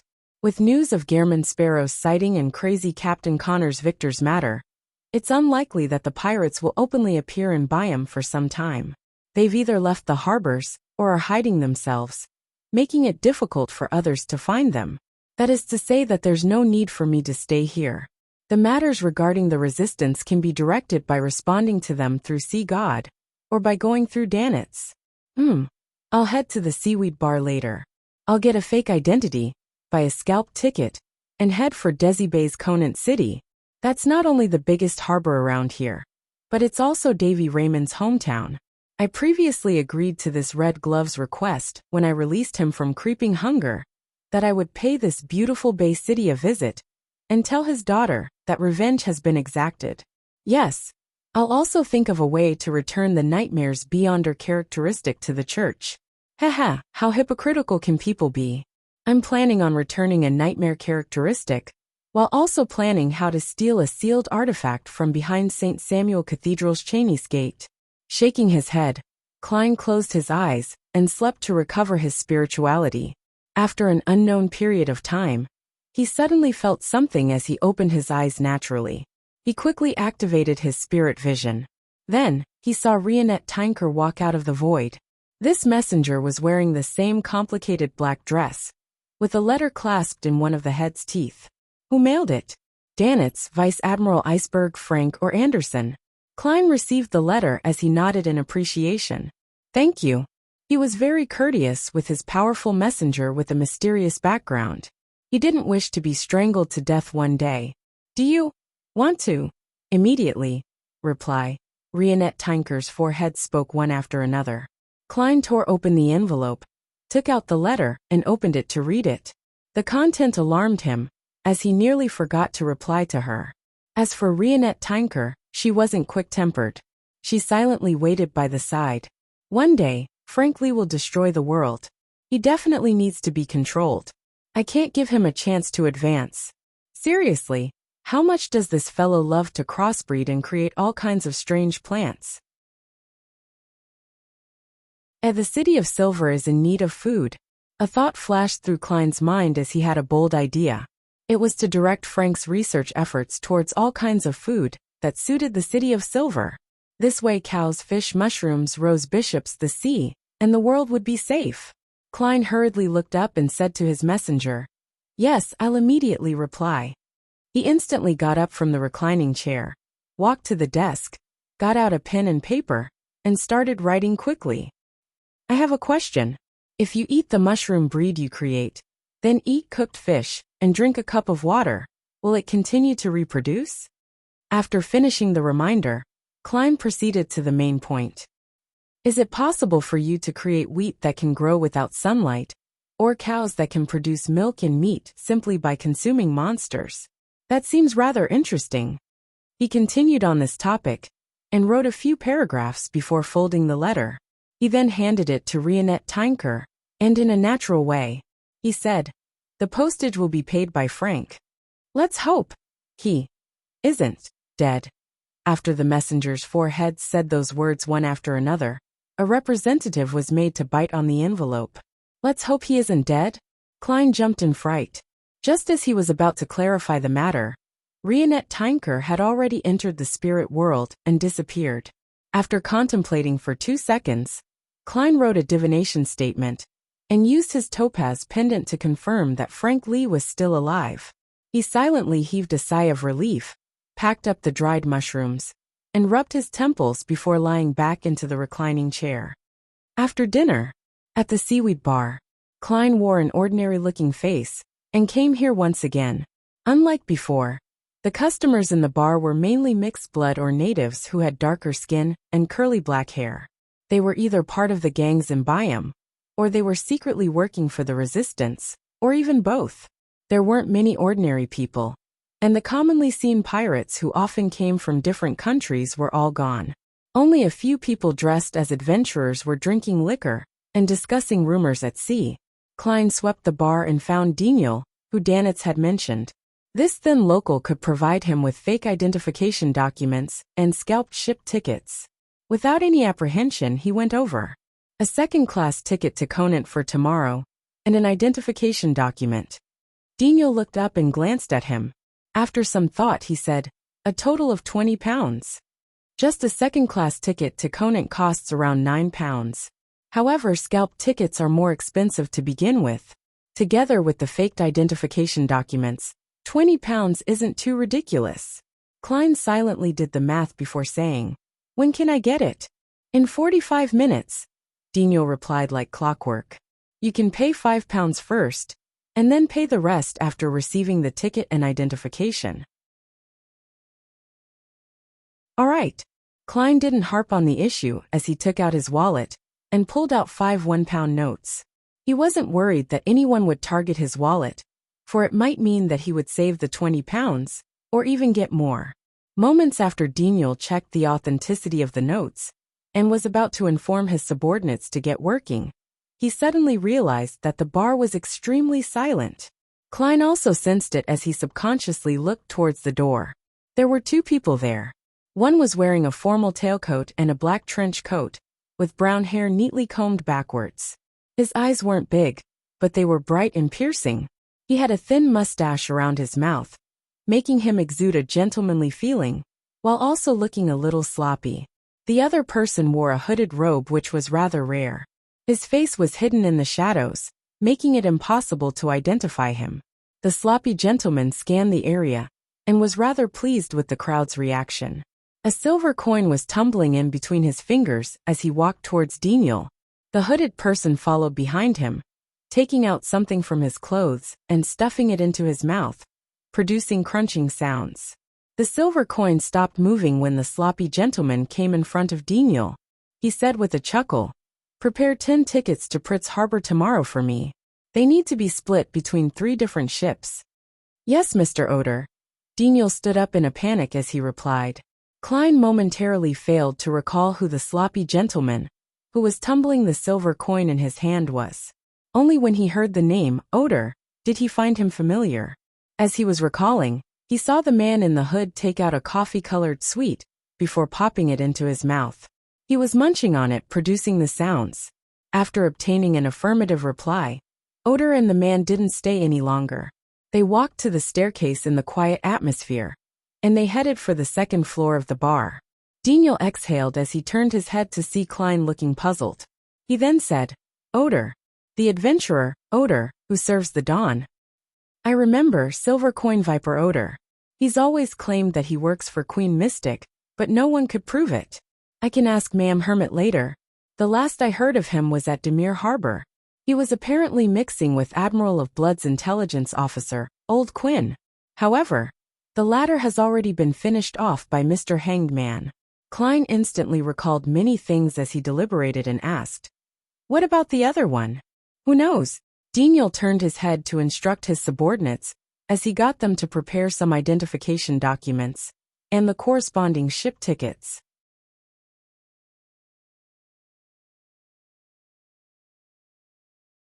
Chapter 722. An unpeaceful night. As Silver Coin Viper Oder wasn't a pirate, there were all kinds of rumors about him, most of which could hardly be verified. Klein retracted his gaze from the staircase and walked to the bar counter. He found a seat at the counter and tapped it. A cup of Zarhar. This was a locally produced malt beer. It was a lot cheaper than Southville beer that needed to be shipped over from the northern continent. 3 pence. The bartender recovered from his silent state as he picked up an overturned cup. The crowd in the bar began to break out into whispers as they were illuminated by the gas wall lamps. All of them were discussing the reason for Silver Coin Viper Odor's purchase of 10 tickets. He's definitely being pursued by someone. 10 tickets among 3 ships. It's clearly to prevent his pursuers from knowing which ship they boarded. A gang member with his sleeves rolled up, revealing his tattoo, shared his view based on his experience from evading capture twice. An adventurer drinking Lanty-proof scoffed. You don't understand Odor. If his plan was that simple, he wouldn't have the title Silver Coin Viper. I dare bet that he won't be on any of those liners from those 10 tickets. The only thing I can confirm is that they're heading to Pritz Harbor. Another adventurer shook his head when he heard that. Perhaps the news of him heading to Pritz Harbor is fake as well. The gang member from before was taken aback by what he heard. Refusing to be one-upped, he said. According to your descriptions, Odor has likely thought of what you figured out. That's precisely why he's heading to Pritz Harbor, and will be on one of the 3 ships. The 2 adventurers were about to retort him, but they decided that there was quite a non-zero chance of that happening after some careful thought. Momentarily, none of them said a word. This made the gang member extremely happy as he downed the rest of his liquor. Klein was holding a cup of Zarhar as he sipped it while listening to the conversation. He was waiting for the fake identification and tickets he needed. There's another 45 minutes. I hope nothing happens. Don't make the bar into a mess. He silently prayed as he drew the crimson moon inwardly. The light yellow beer slowly dropped in volume, while Klein would look at the wall clock from time to time, or at the entrance, hoping that time would pass faster. Half an hour later, the door to the bar was suddenly opened with a loud thud as the evening wind gushed in. No way. The corners of Klein's lips twitched as he held back his urge to smile wryly. He turned his body to look at the sound. Standing by the door were 5 people. Their leader had black hair and brown eyes, with recessed facial features and cut facial contours. He looked Loanese and looked to be in his early 40s. His expression was cold, and he exuded a natural air of dominance. It made everyone in the bar quieten down without realizing it. And the 3 men and the woman behind him were in trench coats. They didn't hide the fact that they were holding revolvers, and that they would instantly aim and shoot if there was any slight sign of abnormalities. I don't know them. They aren't on any wanted list or have any bounties on them. Klein mumbled to himself as he maintained his state as a spectator. The 5 intruders suddenly scattered as they came before different customers, bent their backs slightly, and looked at them before asking, "Where is Silver Coin Viper Odor?" The customers were hesitant to give an answer when they saw the black muzzle pointed at them, along with the handle made of ivory and ebony, which exuded a strange sense of beauty under the lights. They went to the 2nd floor. The customers who had been asked nearly pointed to the staircase in unison. Someone is really pursuing Odor. This is an act against Queen Mystic. Or has Silver Coin Viper done something himself? Or could it be because of the mysterious hooded man beside him who was eating sweets? Klein drank another mouthful of beer as he saw the intruders send 4 people up to the 2nd floor. One was left behind to continue questioning the customers. Soon, the latter grasped the situation of Odor's request to purchase tickets from Daniel. Immediately, the person walked straight to the thin and dark-skinned black marketer, and he asked in a heavy voice, "Tell me honestly, where is Odor heading with those tickets?" Daniel didn't put on a front, just because of his social connections. He forced a smile and said, he didn't make it clear. He requested for 10 tickets that are to be distributed across 3 different ships. The departure date is set for tomorrow with the destination being Pritz Harbor. For real? The questioner was a seemingly radical man in his 20s. Daniel softly replied, "You can ask anyone here." All of them heard it. Dogs hit. The man shoved Daniel angrily as he turned to walk towards the other customers. Daniel staggered backward and was about to fall and hit his head onto the side of a tiny circular table when he suddenly felt an additional force on his shoulder. Instantly he regained his balance. He subconsciously looked over and saw that it was the customer who had just requested to purchase a fake identity and scalp tickets. "Thank you, those bunch of military hyenas." Daniel first thanked him before softly saying through clenched teeth. The person who had helped him was Klein. He didn't wish for anything to happen to this ticket scalper. After all, he had paid a deposit of £5. Of course, helping the innocent was also a habit of his. Military hyenas? In Byam, this description often refers to people from MI9. What did Silver Coin Viper Odor do? Klein silently asked himself as he eliminated the possibility that someone was targeting Queen Mystic. To the lone military it was meaningless. As he was thinking, the MI9 members who had headed up to the second floor rushed down. As they ran they said to their partner, "He has long fled through the window." The group of people came and left in a rush. Soon, the bar resumed its usual din, but the still gently wobbling main door proved that it wasn't as calm earlier. Klein's wait for his fake identification documents and scalp ticket paid off. He didn't need to worry about any possible interruptions. After paying the remaining £15, he left the Seaweed Bar, and he returned to the Ordinary Inn he stayed at. John Yode. This name is way too simple, isn't it? Before I return to Backlund, I need to make a more realistic identification document. Klein flipped through the series of identification documents before throwing them inside his suitcase. He took a bath and relaxed, prepared to leave Byam tomorrow and begin the last stage of his sea travels. At this moment, he heard knocking at the door. "Who is it?" Klein hurriedly took off his bathrobe, wore his clothes and pants, and walked to the door. Outside were a few policemen in black. One of them looked Loanese, while the rest were either mixed bloods or pure natives. "What's the matter?" Klein asked, puzzled. "Please show us some identification," a mixed blood said politely since the gentleman in front of him was apparently a Loanese. "Thankfully I just made one. Otherwise, I'll be spending the night at the police station. Or I'd have to flee on the spot, change my looks and redo everything." Klein mumbled as he returned to his room and took out the identification documents. The lone police officer casually flipped through it as he said, "Mr. Yode, are you living alone?"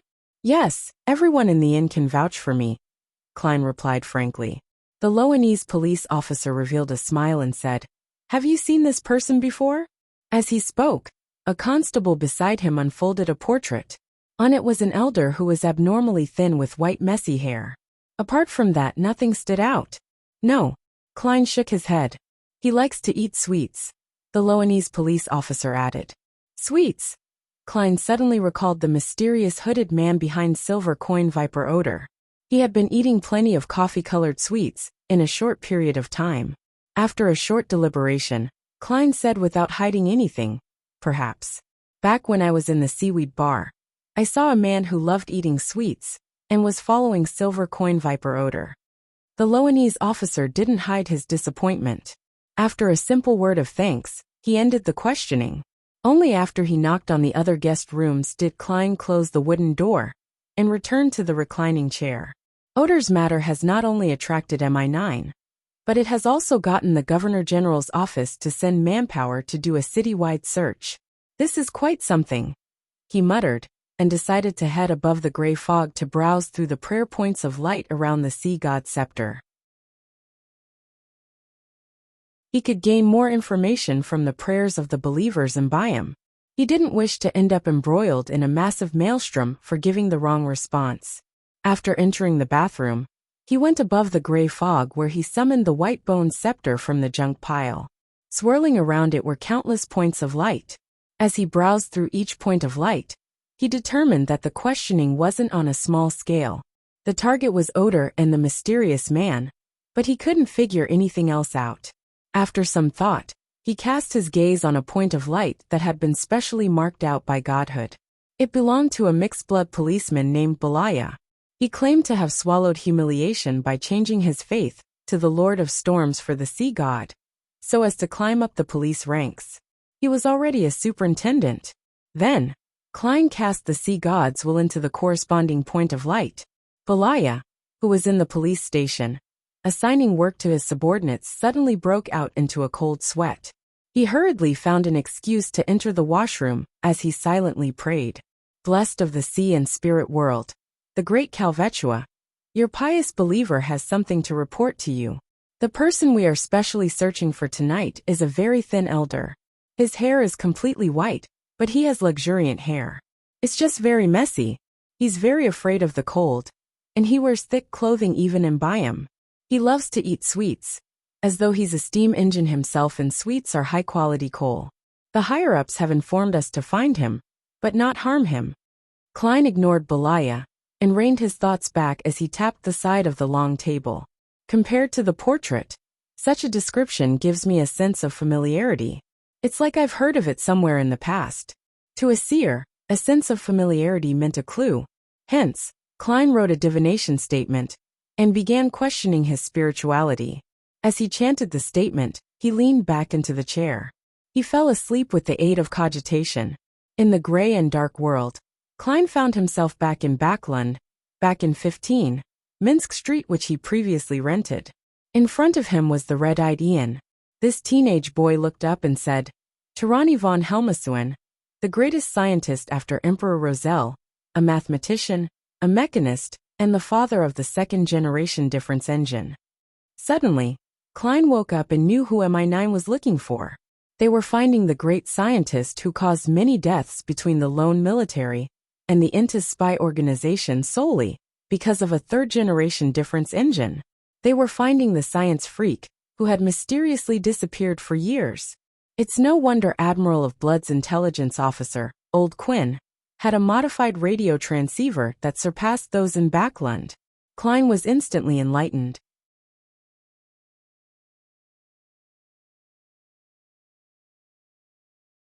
Chapter 723.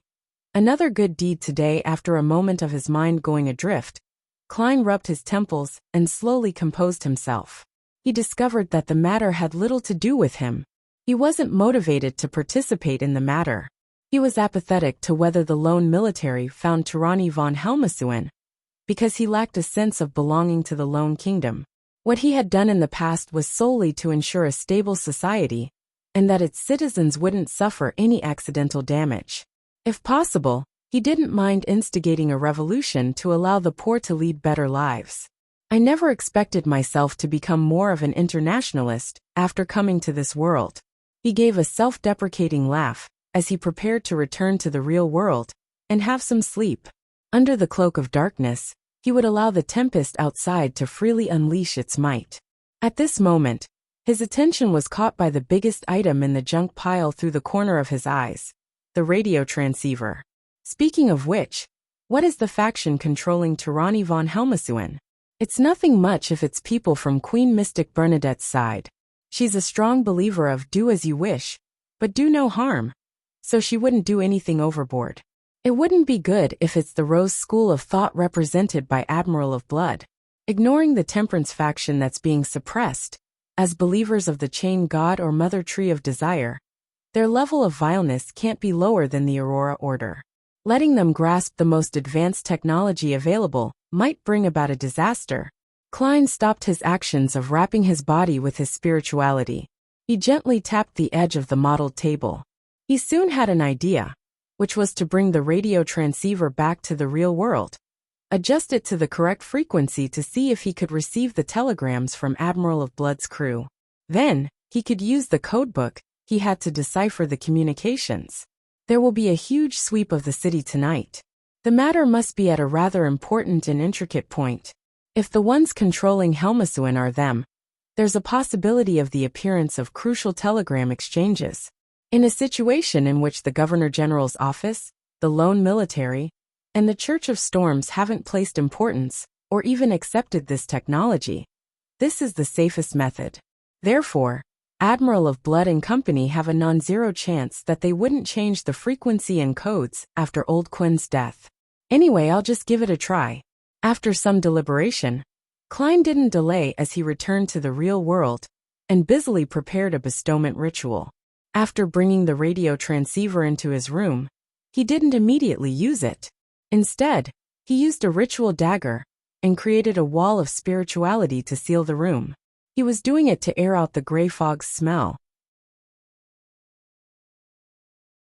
To him, there was actually no need to go through so much trouble to confirm the faction that controlled Helmasuin. He could have used the Grey Fog's aura to contact Rhodes and receive the answer. But the problem was that he had posed his questions recently, and the smell that frequently appeared might incur the notice of evil gods like the true creator or the primordial demoness. It was extremely dangerous. Therefore, Klein decided to play safe by relying on himself. After about 8 minutes, when the airing was almost complete, he dispelled the wall of spirituality and controlled the radio transceiver to begin his surveillance. After an unknown period of time, the corresponding frequency received a transmission. Klein held back the joy in his heart as he seriously made notes. Then, he flipped through the codebook, which he had replicated using divination, and he began the necessary deciphering process. Soon he wrote a line on a note. 32 Black Pepper Avenue. 7 a.m. tomorrow. Indeed, the people in control of Helmasuin are Admiral of Blood and Company. There might be powerhouses from the Rose School of Thought involved. Klein immediately made a judgment. This wasn't confirmed based on the content of the telegram, but a simple inference from the existence of the telegram itself. If Admiral of Blood and Company were uninvolved, it was unlikely for them to send and receive telegrams involving Byam streets. The meaning of this telegram is to gather by 32 Black Pepper Street tomorrow before 7 a.m.? Does it mean that Helmasuin and Silver Coin Viper Odor are hiding there, and they're reporting to Admiral of Blood of their location and giving a corresponding time? Klein thought for a moment and immediately returned above the gray fog. With the intel he had just received, he wrote the divination statement. To Ronnie von Helmasuin's present location. With the paper in hand, he leaned back into the chair and chanted the statement in a raving-like manner as he entered a dream with cogitation. In the gray, hazy world, he saw an underground hall with countless gas wall lamps. Inside the hall was a massive, complicated machine. It was constructed from copper cylinders, operating levers, take-up levers, and countless gears. It took up nearly 2/3 of the space. A thin elder with grizzled, disheveled hair wore a thick coat as he paced in front of the machine. From time to time, he would pop a sweet into his mouth and munch on it noisily. No, it shouldn't be called a difference engine. It's an adorable fellow who can analyze questions and calculate the answer based on a set of procedures. Yes, its name should be a calculator. The elder kept muttering to himself as Klein's vision was pulled upwards and out the underground hall, arriving at the building above. It was a 3-story villa with a garden and lawn. Outside was its address and it reads, 32 Black Pepper Avenue. He really is here. Klein opened his eyes as he silently exhaled. Then, he was stumped about what to do next. A scientist like him is useless to me. Instead, it's the root of many problems. I can't just keep him above the gray fog. Therefore, there's no need for me to personally get involved and take him away. Hand over the news to the lone military or the Church of Storms. This will effectively prevent the Rose School of Thought from obtaining any benefits. But there's a faction in the military that is likely related to the true culprit behind the Great Smog of Backlund. It's not a good thing to have Helmasuin fall into their hands. The Church of Storms is well known for being rash. A conflict might end up with the scientist meeting the deity he believes in. After some careful deliberation, he gradually had a bold idea. It was to make the news public. He would make the existence and location of Tirani von Helmasuin known to the Lone Kingdom military and the churches. This could effectively ensure that the scientist's capabilities would be employed by the Lone Kingdom itself, and not any one faction. The key is balance. Klein smiled as he muttered. He then beckoned with his hand for the sea god scepter. For the former him, he had to carefully distribute flyers across the city to make a matter public and known to all. But now, he had an even simpler and effective method. He selected a believer who happened to be praying, and then pulled his view back as the surrounding area spanning 5 kilometers entered his vision. Then, with the sea god's scepter, he wielded control of the wind. Once the wind calmed down, Klein's will sank into the scene as he changed his voice, saying with a low roar, Helmasuin is at 32 Black Pepper Avenue. Whoosh! In Byam, The howl of the wind turned intense as it swept in every direction, bringing with it the deep and loud voice. Helmasuin is at 32 Black Pepper Avenue. Helmasuin is at 32 Black Pepper Avenue. This voice soon spread across Byam like a broadcast to the entire city. Silver Coin Viper Odor was donning a cloak, pretending to be Helmasuin. He hid himself in a crowded building in the slums, occasionally appearing to mislead MI9 and the Governor General's office's police officers. Suddenly, a gale swept past as the voice sounded in his ears. Helmasuin is at 32 Black Pepper Avenue. What? As the voice resounded, Odor fell into a dazed shock. Without noticing it, he fell from the top of the roof and nearly injured himself badly. Behind the Cathedral of Waves, and in a small nearby building of the Governor General's office, John Cotman and Robert Davis heard the voice in the wind. The first reaction they had was to look up at the sky, before casting their eyes towards the borough where Black Pepper Avenue was. After the broadcast and being in a good mood, Klein threw the Sea God scepter back into the junk pile and returned to the real world. He wasn't in a rush to bring the radio transceiver back above the gray fog. Instead, he left it there as he continued monitoring the transmissions. This way, even if there are powerhouses from the Rose School of Thought hidden in Byam, they wouldn't dare appear. Heh, and regardless who takes action, they'll have no choice but to hand it over to the country. Unfortunately, I don't have the habit of writing a diary like the Emperor. Otherwise, I could write something like, I did another good deed today. Klein silently sighed, took off his coat, got into bed and slept. He didn't care what was going to happen next, as it had nothing to do with him. After sleeping for an unknown period of time, he suddenly woke up and sat up. Then there was knocking on his door. Who could it be? To knock in the middle of the night? I'm currently John Yode. Klein wore creeping hunger, and took out Death Knell from under his pillow before coming to the door. The visitor's looks quickly surfaced in his mind. It was a thin elder with grizzled, disheveled hair. He was wearing a coat stuffed with cotton, and a tweed overcoat. He was popping a coffee-colored sweet into his mouth. Tirani von Helmasuin. Holy fuck. Why is he here looking for me? I'm just the ordinary John Yode. Also, how did he escape the tracking of a demigod? Klein's first reaction was to tell the man that he had gotten the wrong person, but he held back and asked, Who are you looking for? Helmasuin smiled weakly and said, I noticed you when we were in the seaweed bar. However, I didn't have a chance to talk to you. Haha, my life is at its end, so I recently recalled many things. Please allow me to introduce myself. You can call me Orange Light Hilarion. Orange Light Hilarion? Klein was taken aback before he asked in puzzlement, Is there something? Helmasuin chuckled. I'm here to warn you. Be careful of the mother tree of desire.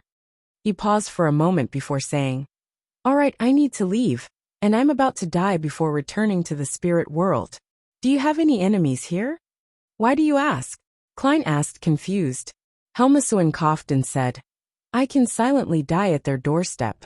That way, you would have your revenge.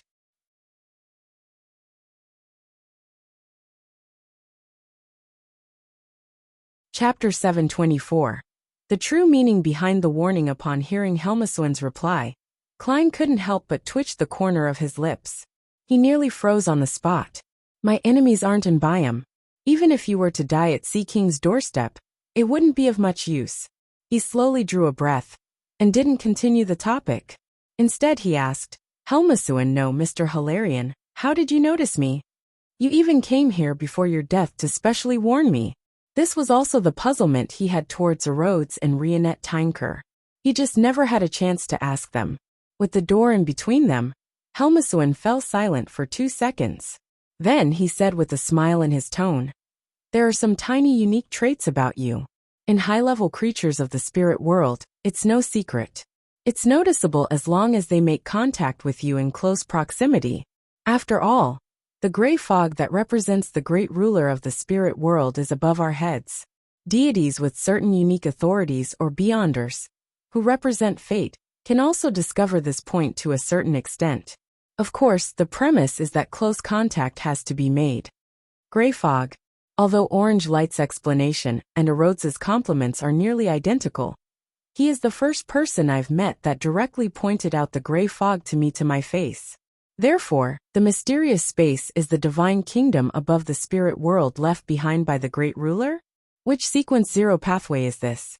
The deities who can discover that I'm augmented by the gray fog include the mother tree of desire. So she was able to target me? Klein's thoughts bubbled like boiling water as all sorts of questions popped in his head. Just as he was about to speak, Helmasuin had continued. In Yellow Light's prophecy, the great ruler above the spirit world is one of the variables of the apocalypse. However, I cannot be sure that you are equivalent to him. There are too many possibilities for you that allow that unique trait. For example, you being his blessed, his child, or his chosen oracle. But none of this stops me from expressing my friendship. Ahem. You know about Backlund Stock Exchange, right? You're like a railway company that just got listed. You seem to have a bright future ahead. Some people will naturally think well of you and purchase a certain number of shares. But there will be no lack of people who are greedy. They wish to use other means to seize this company, or obtain the controlling rights. I'm part of the former, while Mother Tree of Desire, and even more powerful spirit world creatures are part of the latter. Is that so? If it wasn't because the transmigrator, Emperor Roselle, who existed before me, had some level of interaction with the gray fog, and if I hadn't divined my origins in that mysterious space and received clear scenes of Earth, allowing me to recall even more of my memories, I would have suspected if I was the reincarnation of the great ruler above the spirit world. Taking everything into account from this experience, Emperor Roselle and I are more like the chosen oracles. The great ruler above the gray fog is equivalent to the celestial worthy of heaven and earth? Klein couldn't help but generate all kinds of conjectures, as his mind was in a mess like a cat playing a ball of yarn. He calmed his emotions and said, "Is there any way to hide this unique trait? Become a demigod?" Helmasuin suddenly coughed after answering, "Do you mind if I die at your doorstep?" Yes.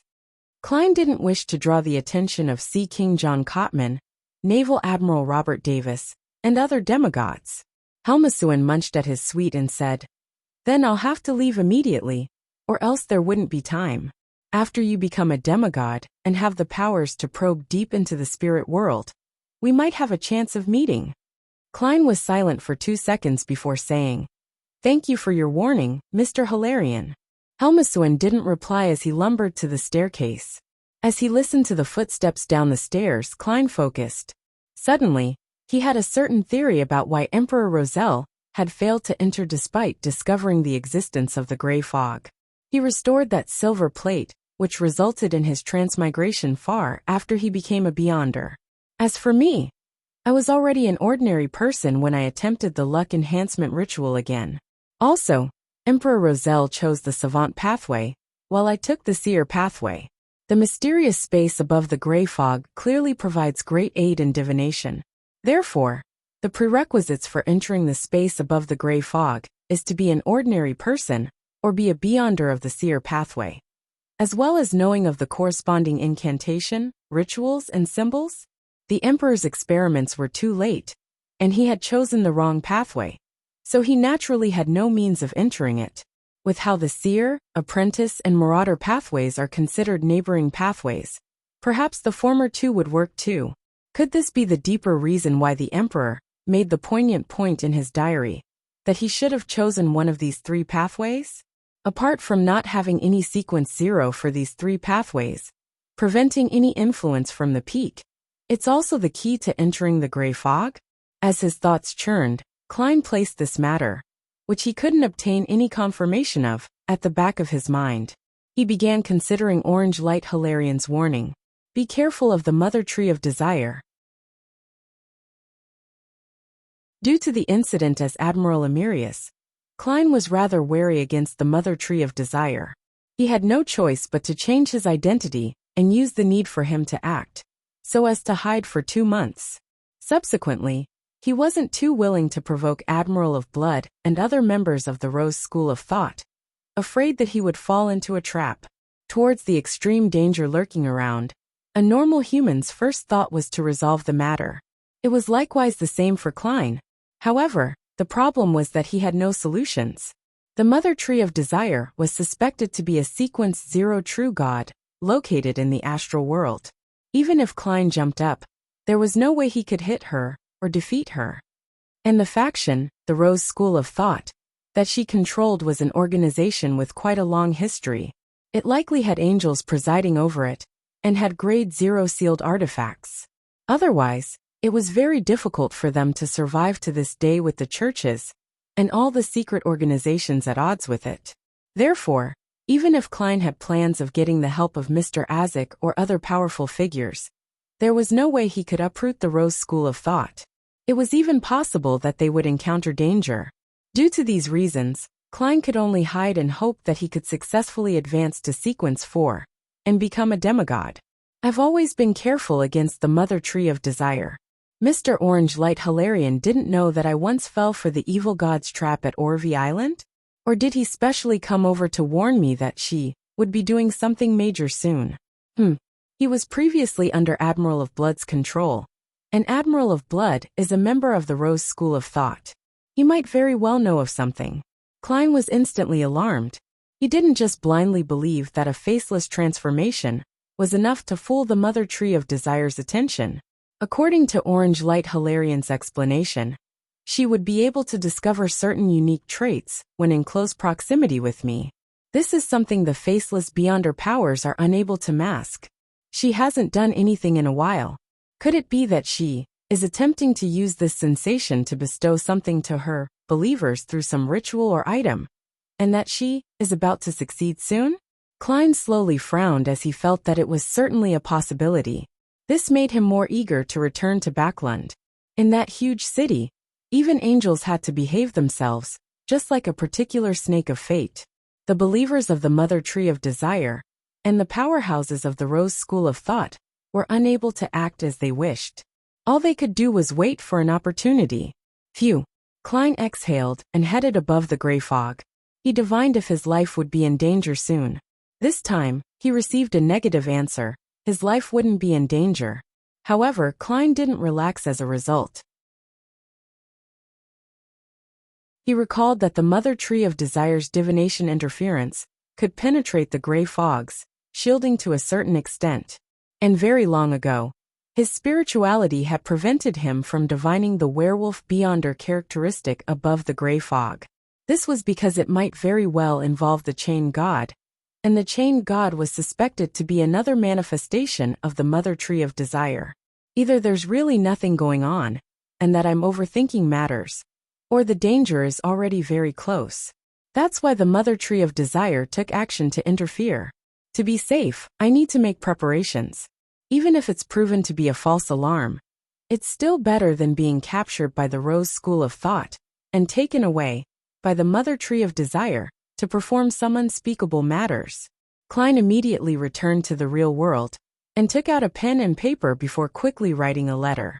He started with, "Dear Mr. Azek, considering how the underworld was inside the spirit world, that the demigods of the death pathway were considered high-ranking spirit world creatures in a certain way, and that Mr. Azek might be able to see his unique trait after he recovered his memory."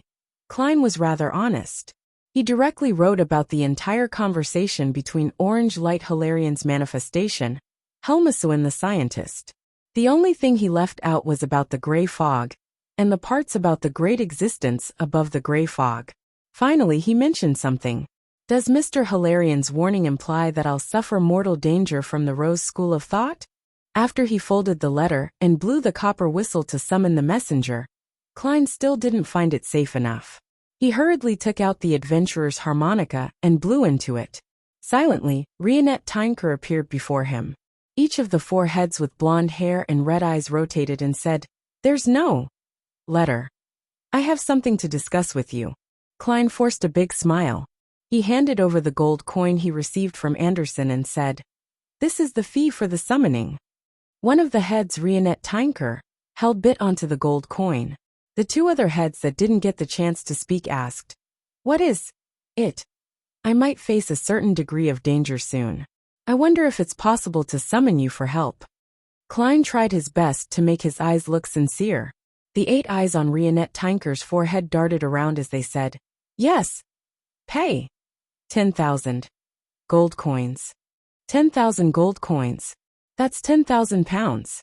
Klein turned agape as he said with a wry smile, I don't have that much money. Rionette Tinker's four heads spoke one after another.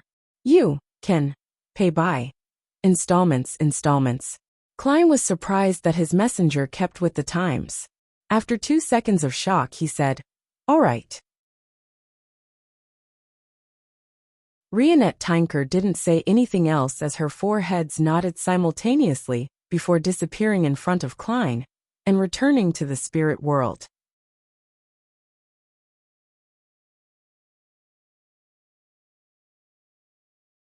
Chapter 725. Morning. Upon seeing the messenger disappear, Klein thought of the demigods he could contact on short notice, but he realized that there weren't any. All he could do was turn his attention onto what he should do next. The citywide broadcast must have made Sea King John Cotman not only find Helmasuin, but he would also do his best to search for Sea God and the traces of his believers. It's easy to be detected if I leave in the middle of the night, so I can only choose to stay here until daybreak. I can't take that ship tomorrow. If I encounter an attack midway, I might affect everyone on the ship. Furthermore, it's not discreet enough. I can summon an undersea creature and leave by riding it. I can rest and switch rides on the deserted islands and reefs we encounter along the way until I arrive at the next port. Since Orange Light said that the unique trait can only be detected at close distances, it still won't exceed the size of a city, even if the Mother Tree of Desire tries to expand her perception range to find me via ritual or her believers. It might even be limited to the size of a particular street. This is also why I encountered a trap when I arrived in Oravi.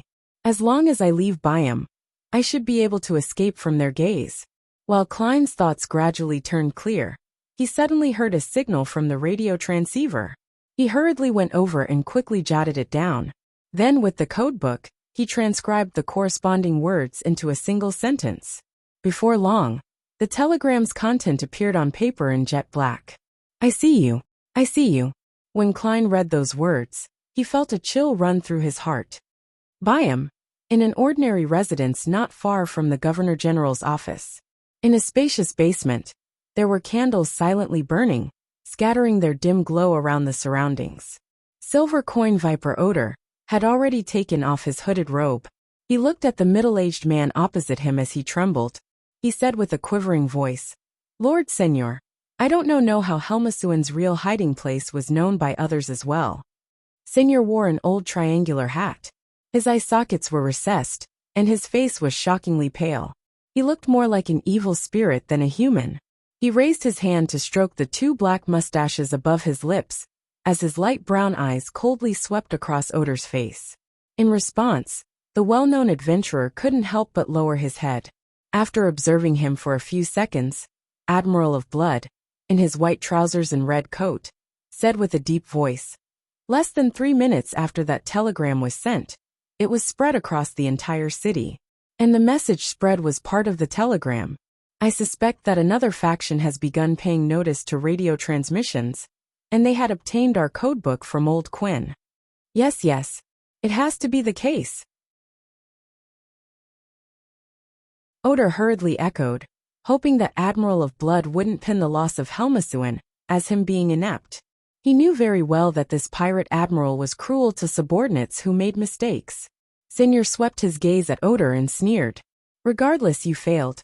If not for you and your mistress giving me plenty of joy, I would have gotten you to dig out your intestines. Send a telegram. Tell that listener who might or might not exist that I can see him. Let him spend the night in horror and unease.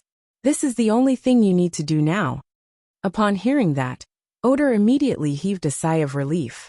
He glanced at Admiral of Blood in trepidation and the bloody altar behind him before reverently replying, Yes, Lord Senor. He felt that he would have become part of the sacrificial items just moments ago. After Odor retreated out of the basement, Senor turned his head to look at the altar covered with human heads, organs, limbs, and blood. He said in a manner even more reverent than how Odor treated him, Lord Shanks, has the ritual succeeded? Yes. All that's left is to wait for God to respond. A cold, unfeeling voice sounded from the drooping curtains around the altar.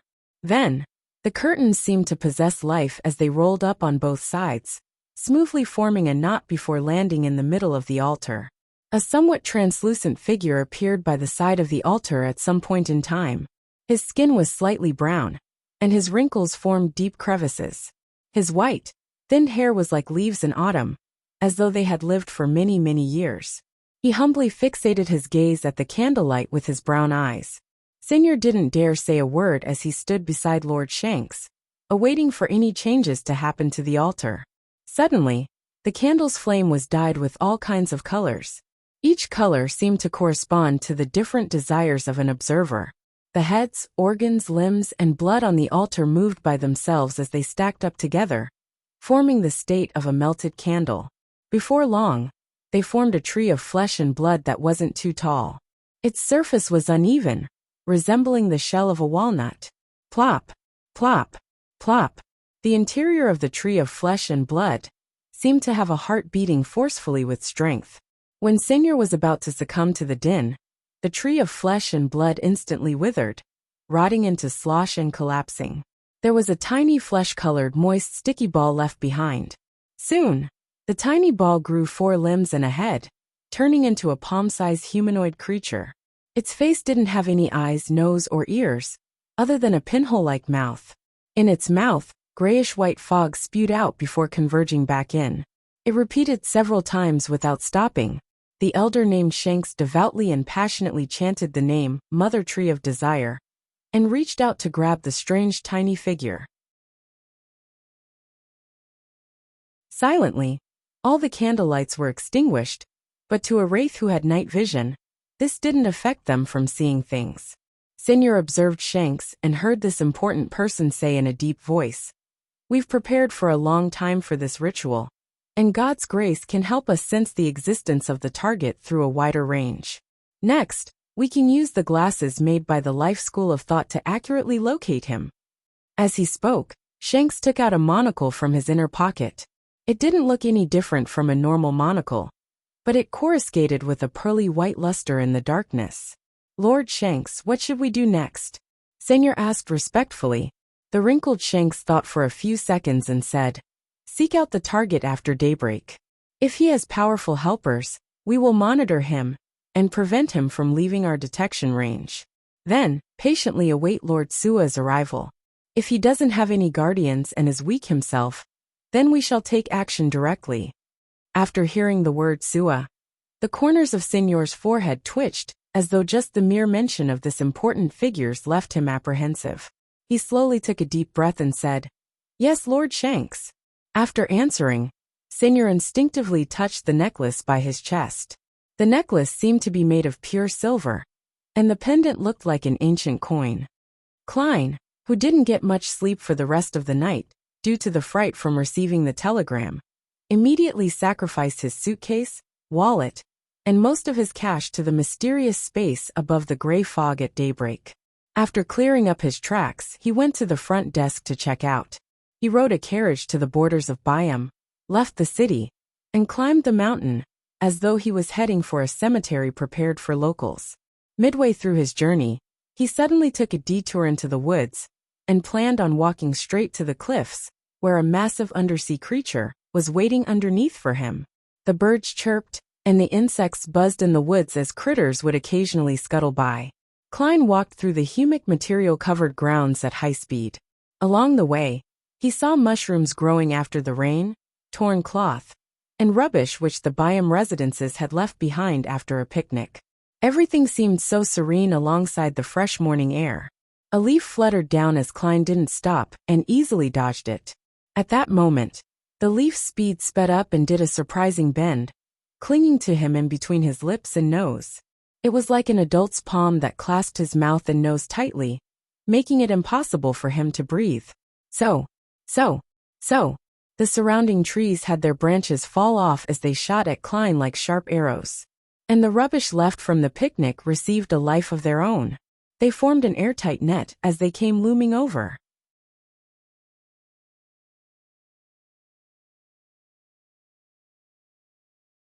Chapter 726. Preparations are very important. Suddenly, Klein had a familiar feeling. It felt like every tree, every leaf, every rock, every blade of grass wanted him dead. Upon seeing the rubbish comprising of fragments and paper lunge at him in a strange web, his body suddenly collapsed into a paper figurine. So. The arrow-like branches impaled the paper figurines and landed into the distance. As for the strange net, it immediately enveloped everything within into a ball as it gently squirmed. Klein's body appeared to the side about 8 meters away. He knew that the attack he was worried about had finally descended upon him. He didn't make any observations or show any hesitation. Raising his right palm, he reached into his pocket and pulled out the adventurer's harmonica. The situation he had encountered had made him realize that the attacker was likely a demigod from the Rose school of thought. It was an enemy he was currently unable to defend against. The one who had been pursuing Sharon back then gave him a similar feeling.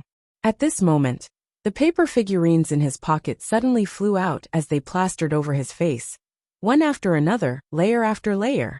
At the same time, Klein's sleeves automatically tightened as they bound both his arms, preventing his palms from reaching down. His Taraba shirt and brown jacket were tightening like a bear giving him a hug. In seconds he was bound on the spot by his clothes, trousers, and shoes. His face was covered with paper figurines. As his ribs were on the brink of fracturing, he found it abnormally difficult to breathe. Klein was mentally prepared and was equipped with rich combat experience, so he didn't panic. His right thumb and middle finger, which weren't affected, touched each other as he snapped his fingers. At his ham, scarlet flames immediately soared up, burning the tightly bound trousers clean before spreading upwards and downwards. Seizing this opportunity, Klein bent his knees and jumped up with great difficulty, like a cannonball that weakly fell to the ground moments after being launched, as he lunged to his right. In midair he snapped his fingers again. This time, the sleeve by the right arm joint was ignited.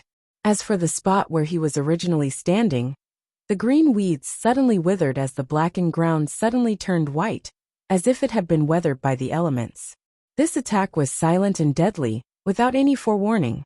Klein knew that his enemy was powerful, and that staying in the same spot would likely result in him suffering an attack he couldn't resist. Therefore, he first removed the influence on his legs.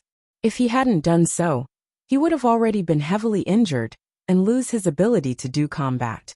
He might have even perished. With a smacking sound, 2 spots around Klein's sleeves ignited. His right palm finally had the freedom to move as he reached into his pocket and grabbed the adventurer's harmonica. Plop! He fell to the ground, rolling as he immediately stopped himself with his right hand to bounce up. His left palm, which wore a human skin glove, snapped its fingers. This time, his target was the paper figurines that were plastered over his face to prevent him from breathing. Pa! The paper figurines burned up as the scarlet tongues of fire burned Klein's hair. At that moment, a scene suddenly flashed in his mind. An icicle had formed and was speeding right for his head like a thin gloomy green arrow. Due to its speed, it was translucent itself, making it usually impossible to discover it. But even though Klein's danger premonition was triggered, it was a little too late. This was because his clothes were still affecting his mobility. It was too late for him to dodge the attack. A thought flashed through his mind as he barely bent his back. His upper torso was bent backward, and he moved quite significantly to his right. Oof! The thin, cold ice arrow struck his left chest, instantly shattering the brown jacket and white round collar shirt, which were located there, as they scattered into the air. However, this lethal ice arrow didn't continue heading forward. This was because in its way was a book with a dark brown cover. The book appeared ordinary, and it was bound into a book with commonly seen yellowish-brown goatskin, but it didn't shatter like the 2 pieces of clothing. There wasn't even a hole pricked open. Grozel's Travels. This was an item that even the sea god Scepter's lightning storm, imbued with some powers of the mysterious space, had failed to damage. Last night, the telegram of "I see you" gave Klein such a fright that he undoubtedly reinforced his protective countermeasures. He prepared every method he could think of. Apart from hiding the book at his vital spot, his other pocket had the iron cigar case, which stored the influence of the corrupted true creator. Once things went bad, he would dispel the wall of spirituality, throw out the item, and see if it would draw the attention of the true creator. He hoped that he would send his powerful subordinates to make the situation more chaotic. He knew that even evil gods like the true creator hated the mother tree of desire. After withstanding the ice arrow, Klein fell to the ground while somersaulting to the side. He then brought the adventurer's harmonica to his lips and blew hard into it. At that moment, his face was turning a little black due to the burning of the paper figurines. But due to flame controlling, he wasn't injured. Then he felt that the clothes on his left arm, waist, thighs, neck, and legs were restored to normal, giving him newfound freedom. At the moment he blew the harmonica, he quickly activated his spirit vision. He saw Miss Messenger walk out of the void with 4 blonde, red-eyed heads in hand. They automatically turned and stared at the same spot. One of the heads grunted as it opened its mouth and began drawing in air. A cold wind hummed as a figure was forcibly pulled out from a green tree 100 meters away from Klein. This figure failed to maintain his difficult-to-detect state, as he rapidly turned half-transparent and half-corporeal. He was the wrinkled elder with white thin hair. His facial features had the traits of the people of the southern continent. Just as his brown eyes reflected Rionette Tinker, his brows pricked up. Then, he didn't hesitate to open his mouth, as though he was about to deliver an extreme curse that he had been preparing for a long time. At this moment, another one of the heads which Rionette Tinker was holding had opened its mouth as well, as though it was making a silent screech. With that, nothing happened inside the forest. When Shanks saw this, he hurriedly turned his head to look at Klein, who had yet to react in time, when a figure with white, thin hair and exaggerated wrinkles appeared in his eyes. His mind instantly turned cold. Although his thoughts weren't impeded, he had lost control over his body. All he could do was watch the white-haired elder vanish, as he turned to face Miss Messenger. The 2 heads which Rionette Tinker carried suddenly flew out, and appeared before Klein. One of them opened its mouth as it drew in air, while the other's red eyes turned dark as its teeth turned long and sharp, phasing between an incorporeal and corporeal state. Klein saw the translucent elder with white, thin hair being forcefully pulled out from his body, before Miss Messenger's head with the long teeth that bit at his shoulder, tearing out an object that appeared both like a spirit body and a physical body. Shanks frowned without screaming. Its figure abruptly vanished as it leaped to a spot with a glass fragment 100 meters away. Following that, he seemed to be pursued by formless hands and enemies. He kept phasing into shallow puddles of water, the eyes of animals, the dew on plants, etc. Finally, he was able to catch a breather, and still Klein was feeling a little stiff and cold from the inside out. Phew! Shanks entered the spirit world and walked out again. In his hand was a moist, sticky palm-sized doll. This figure's face only had a hole as it was inhaling and exhaling a grayish-white fog, which Klein found familiar. Shanks didn't hesitate as he stuffed the doll into his mouth. Upon seeing this, Rionette Tinker's other 2 heads left her palm, and like before, flew towards Shanks at a fast speed, arriving nearly instantly. However, Shanks had already begun transforming. His body turned black as his skin scrunched up and water began seeping out. His hair, brows, and other parts began withering and dropping. Following that, his limbs grew long and thin. In just a second, Shanks seemed to be assimilated by the doll, becoming a huge black moist infant with long forelimbs and swollen shriveled skin. His eyes, nose, mouth, and ears moved from their original locations to the middle of his face, as though they were gathering together to form a brand new organ. His skin, limbs, and newly formed organ brought an indescribable sense of mystery and wickedness. Just a single look had made his body, which had just recovered from the coldness, feel extremely itchy. Red spots protruded from his skin as a result of the clumps of fine granules. His eyes undoubtedly suffered a piercing pain. He instinctively closed them tight as tears were forced out. By the time he calmed himself with cogitation and opened his eyes again, he realized that Miss Messenger and the Rose School of Thought's demigod had vanished. However, Klein's spiritual intuition told him that they were nearby. They were in an intense battle shuttling between the real world and the spirit world. Be it the dropping of the leaves, the shaking of the weeds, the crawling of the worms, and the fleeing of the wild beasts. All of them represented each and every clash. As his mind whirred, Klein took out Death Knell and tapped his left thumb on the first segment of his index finger twice. Countless illusory thin threads appeared in his eyes, making him see objects that usually couldn't be seen with his normal vision or spirit vision. 2 blobs were flying around him, and the dense black bundles of threads that entangled with each other were Rionette Tinker and the Rose School of Thought's demigod. Apart from these, Klein also discovered that a blob of illusory black threads was rapidly approaching him. It would stop from time to time, so as to avoid the intense battle between the 2 demigods. There's another enemy? An enemy who was hiding in the distance awaiting the results, but hasn't decided to participate in the battle? Anyways, anyone who's stealthily approaching in such a situation must be an enemy. Klein's eyes moved slightly as he cocked the death knell and lowered it naturally to put it into a state for lethal attack.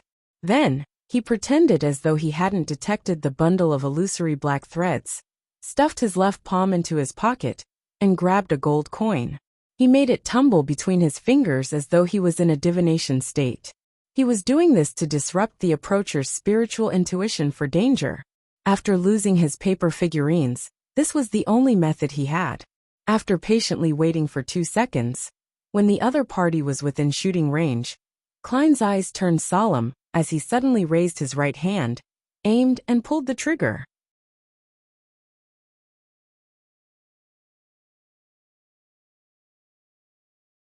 Chapter 727, Lucky One Thud. The black revolver with the slightly long barrel recoiled backward as a pale golden beam shot out, heading straight for the spot where the target was about to arrive at. However, the illusory black threads suddenly stopped as though they were observing something. From his condition, it didn't appear like he had sensed the arrival of danger, but he had his attention attracted by something else. A grayish-white rabbit leaped out the thick grass and fled far away as the tree standing in front of the blob of illusory black threads collapsed due to the gunshot. At the height of a human, a gigantic and irregular hole and a raging pure fire appeared at the tree's trunk, directly splitting it from the middle. Death Knell's might was equivalent to a small-caliber cannon, and its penetrating powers were even more potent.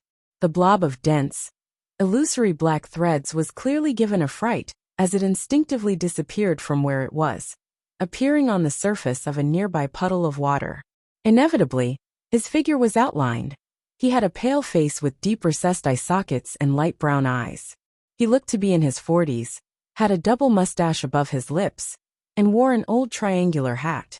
Klein was no stranger to the man, as his bounty notice often appeared before his eyes. Step by step, they were stacked into a clear image. Admiral of Blood Seigneur. Just in loan alone, his bounty was worth 42,000 pounds. He had long infiltrated Biam. Was it to take away Tyranny von Helmesuen? After the scientist passed away, due to being discovered, he joined the Rose School of Thought's mission to target me? I seem to have an additional weakness, but before it's triggered, I've no way of knowing what it is. As his thoughts raced, Klein saw Seigneur's figure disappear once again. However, the traces of Admiral of Blood's existence was rather obvious. The blob of illusory black threads of his was like a firefly in the darkness. It wasn't difficult to identify him at all. The blob of illusory black threads circled around him with the aid of the morning dew, glass fragments, and water puddles that had frozen for some reason. Jumping again and again from one medium to the other, the gap between the two soon narrowed. Klein didn't wait on the spot. Instead, he quickly moved but only slightly shifted his position, so as to prevent the Rose School of Thought demigod, who was engaged in an intense battle, from attacking him in passing. Seigneur's performance made him understand one thing. A wraith's ability to possess someone to directly control their body requires them to enter a certain range. Previously, although the Rose School of Thought demigod was able to accomplish it at further distances, he hadn't done so, perhaps out of contempt or for fear of any accidents. It could be confirmed that Seigneur was a Sequence 5 wraith. Klein kept changing his location, and he awaited the opportunity when the distance between them was more suitable. Just as Admiral of Blood's speed slowed down slightly, and he was about to possess his target from a distance, Klein's left glove suddenly turned deep black, as though it was formed layer by pure particles. Following that, he said a word filled with foulness, a word that came from the devil language. Slow. Senior had sensed it, and changed his position before Klein could even open his mouth. But everything within an 8-meter radius came to a halt. His evasive maneuver had failed to show any effects. It was an area of effect attack. Senior's figure suddenly became slow. He once again outlined his figure in the real world as Klein raised his iron-black revolver, cocked it, and placed his target in his sights. With death knell, he saw that Senior's body was covered with all kinds of colors that indicated his weakness wasn't at his head, but slightly above his throat. Without any hesitation or delay, Klein pulled the trigger. Lethal attack. At that moment, a blob of illusory black threads walked to Senior's side and pulled at him. Admiral of Blood immediately moved diagonally as the golden bullet grazed past his neck, striking a boulder and shattering it. A golden flame burst from Senior's neck as it jerked his head up and opened his mouth.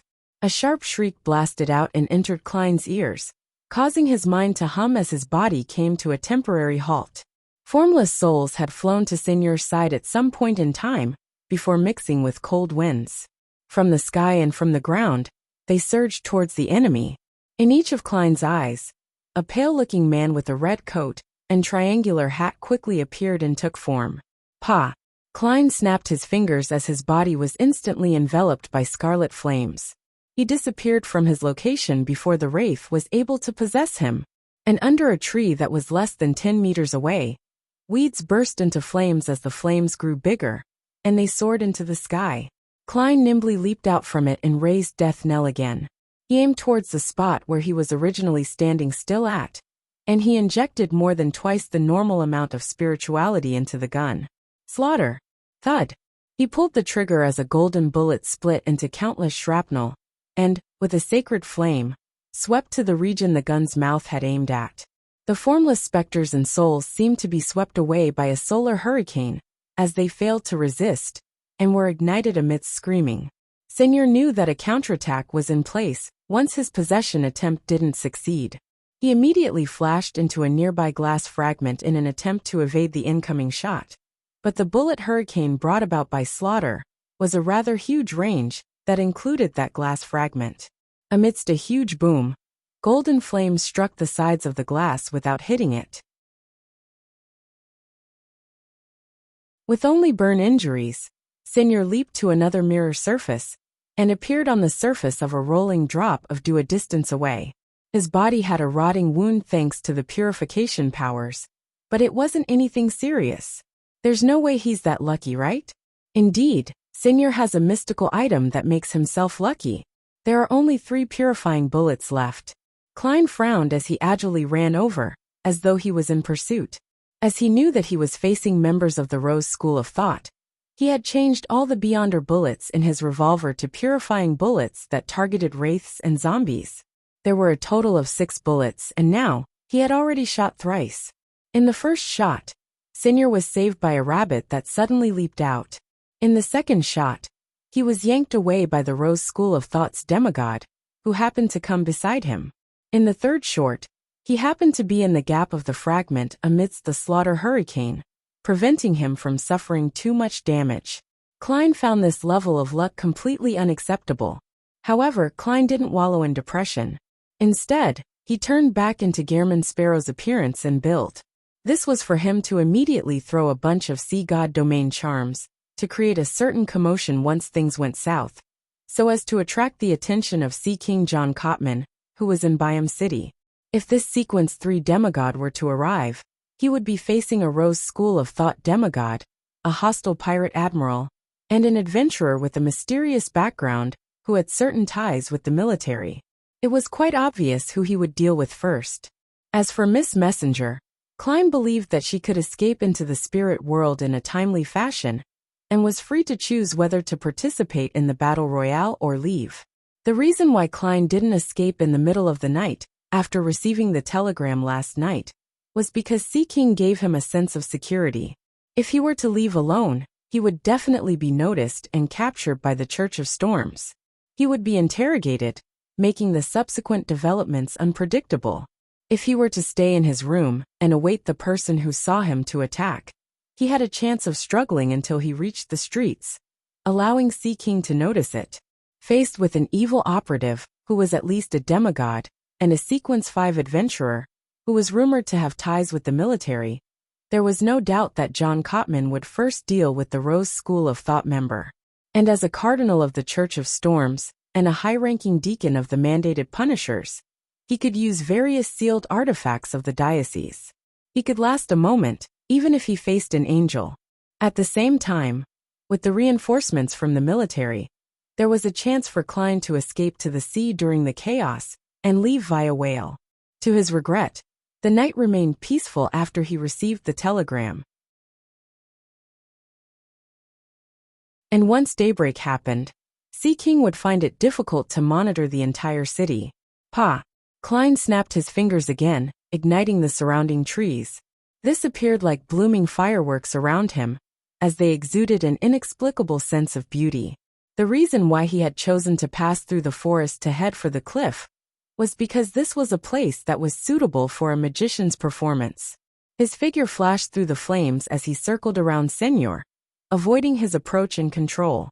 And from the previous experiences and lessons, Senor knew that his target had an area of effect attack and a damaging blow. He didn't dare stay too close to him, and he would pull away and create a gap once he missed an attack. Otherwise, he would use a Wraith's Shriek to affect his target, or use his pale green fingers to aim at his target. Unfortunately, the latter could only extinguish flames and wither vegetation. There was no way to pinpoint Klein's location.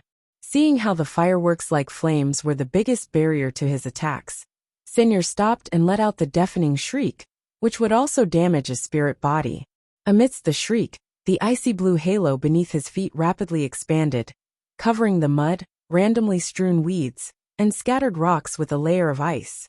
The flames sizzled as they produced tiny amounts of mist, before being extinguished by the frost. Klein was influenced by the Wraith's Shriek, causing his flaming jump to be one step too slow. He ended up failing. His figure projected itself midway as his feet stumbled. Then he saw illusory skulls swirling with black gas rush at him, bringing with them the strong smell of death, as though an envoy from the underworld had arrived. At that instant, Klein didn't seem like he could dodge. However, a light blue fireball emanating the smell of sulfur suddenly condensed before him. His glove remained black as it remained in its devil state. With a thumping sound, the fireball was extinguished as the illusory skulls shattered and scattered to the ground, creating spots that didn't have any life to them. Right on the heels of that, Klein steadied his body and took out the iron cigar case from his pocket. He threw it at Admiral of Blood Senior as his glove turned noble and sinister at some point in time. Baron of Corruption bribe.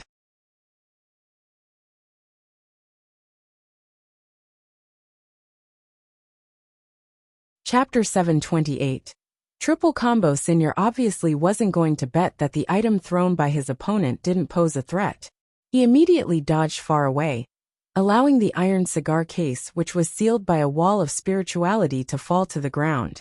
Then, he opened his mouth once again and produced a shriek. A roar that seemed to come from the depths of his own spirit body made Klein experience excruciating pain in his head. Even though he often suffered from the ravings of existences like the True Creator and Mr. Door, and was rather resistant towards such attacks, it was impossible for him to not pause momentarily. He felt his nose burning as though a capillary had burst. However, with his resistance combined together with bribe, the effects were reduced. It made his momentary pause only last for an instant, and this was something Senior had no idea of knowing. Therefore, Klein pretended as though he hadn't recovered as he revealed his weak state, waiting for the enemy to fall into his trap.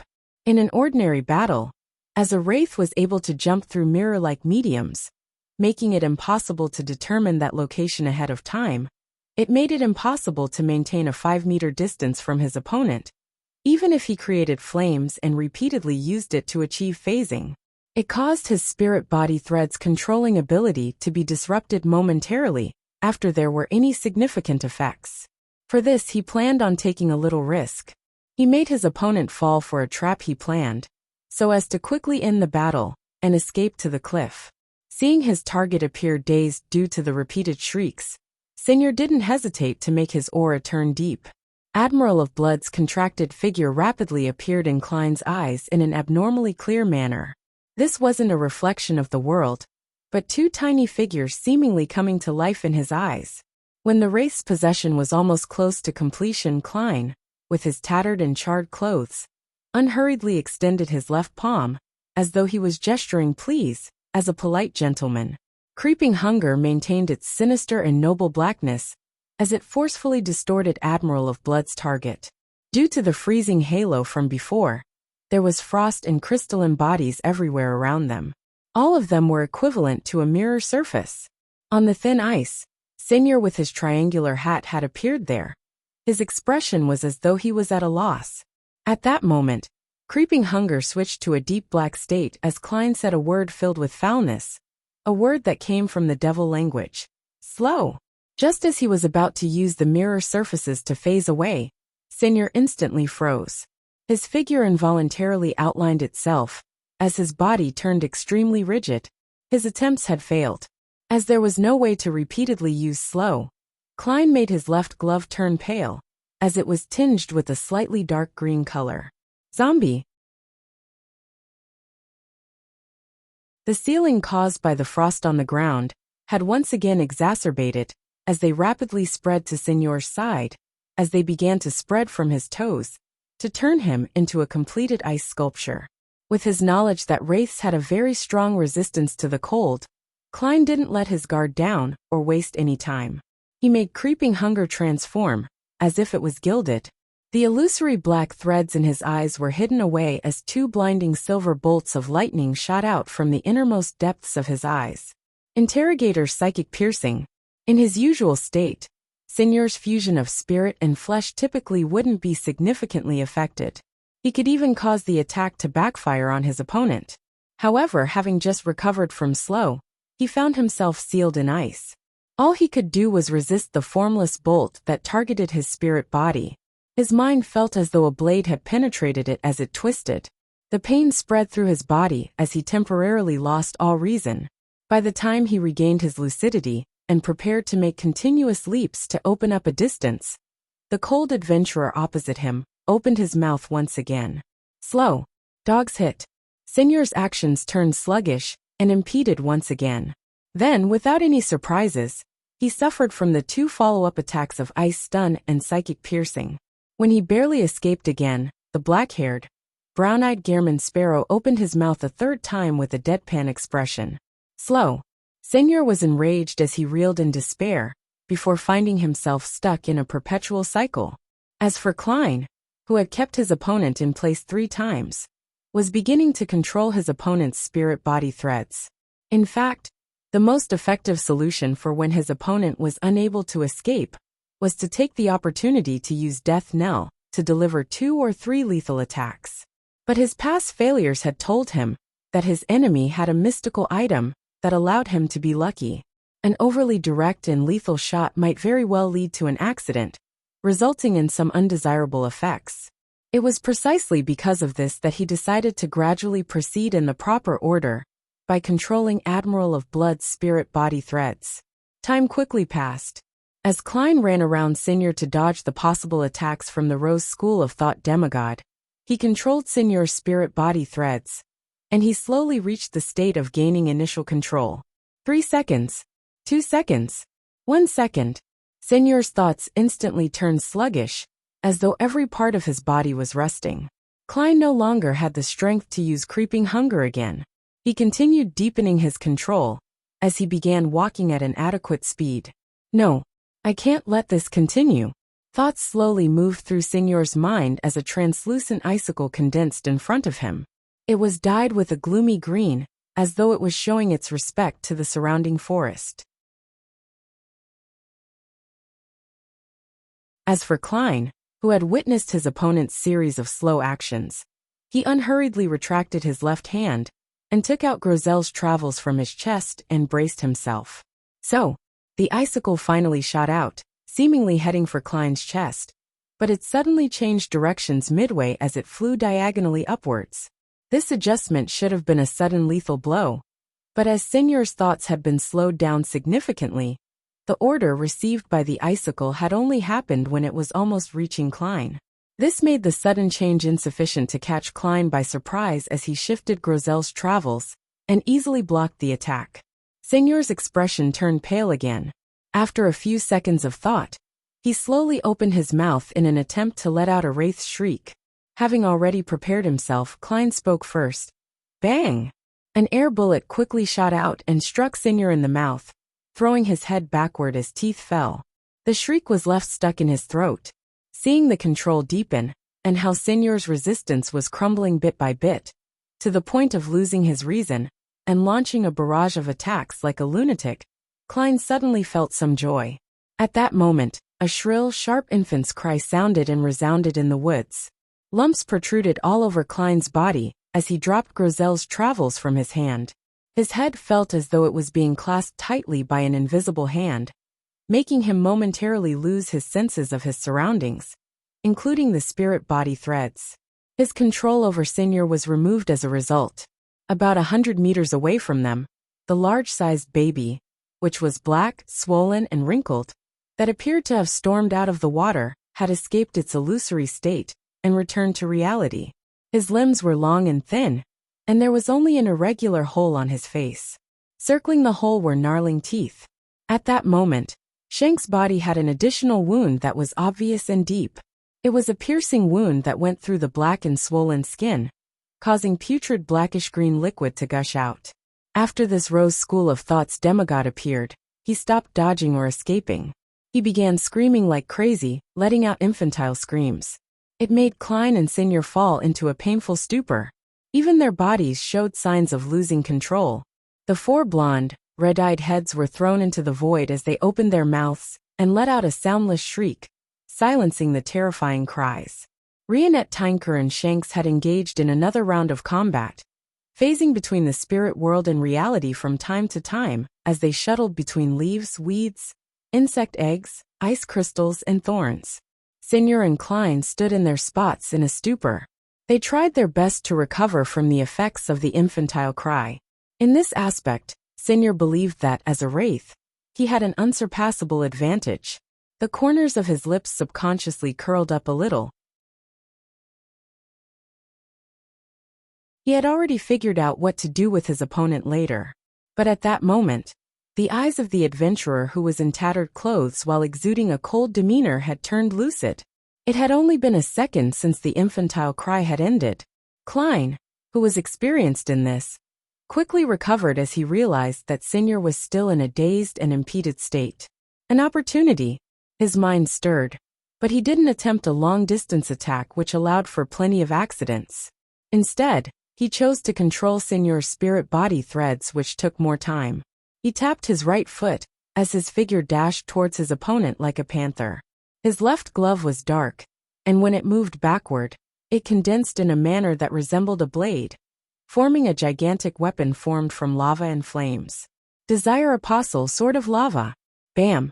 Klein's body passed by Signor's left as the searing sword swept across his chest and got stuck in the middle. The light blue flames ignited Signor, but aside from suffering damage to his body, he didn't lose his life. However, the pain left him yelling incessantly. After the two brushed by each other, Klein immediately abandoned the Sword of Lava. He took a step to his left and turned around, facing Admiral of Blood's back. He raised the iron-black death knell to his opponent's head. He didn't use lethal attack, and he directly pulled the trigger. With a bang, his body suddenly shook a little. This was because the spot he had stepped onto appeared to be a hole. Hence, Death Knell had slid downwards, and the golden bullet had hit the side of Signor's neck. Blood tainted with a dark green tinge spewed out. Admiral of Blood had lost nearly half his neck as he fell forward. He fainted, but he remained alive. Klein was just about to add another shot when the sky suddenly darkened. An arm suddenly reached out. The arm was 10 meters long, and it had a black sticky surface with strange protrusions. They were either skulls, erected eyeballs, or barbed tongues. The moment it appeared, it made the entire forest shake. All the leaves withered as all the insects stiffened to their deaths. All the beasts either fell paralyzed to the ground, or they began biting themselves wildly, leaving their bodies bleeding. Klein's danger premonition reached its limit. He hurriedly closed his eyes, lunged forward and did a roll. He grabbed Grozel's travels and held it in front of his face.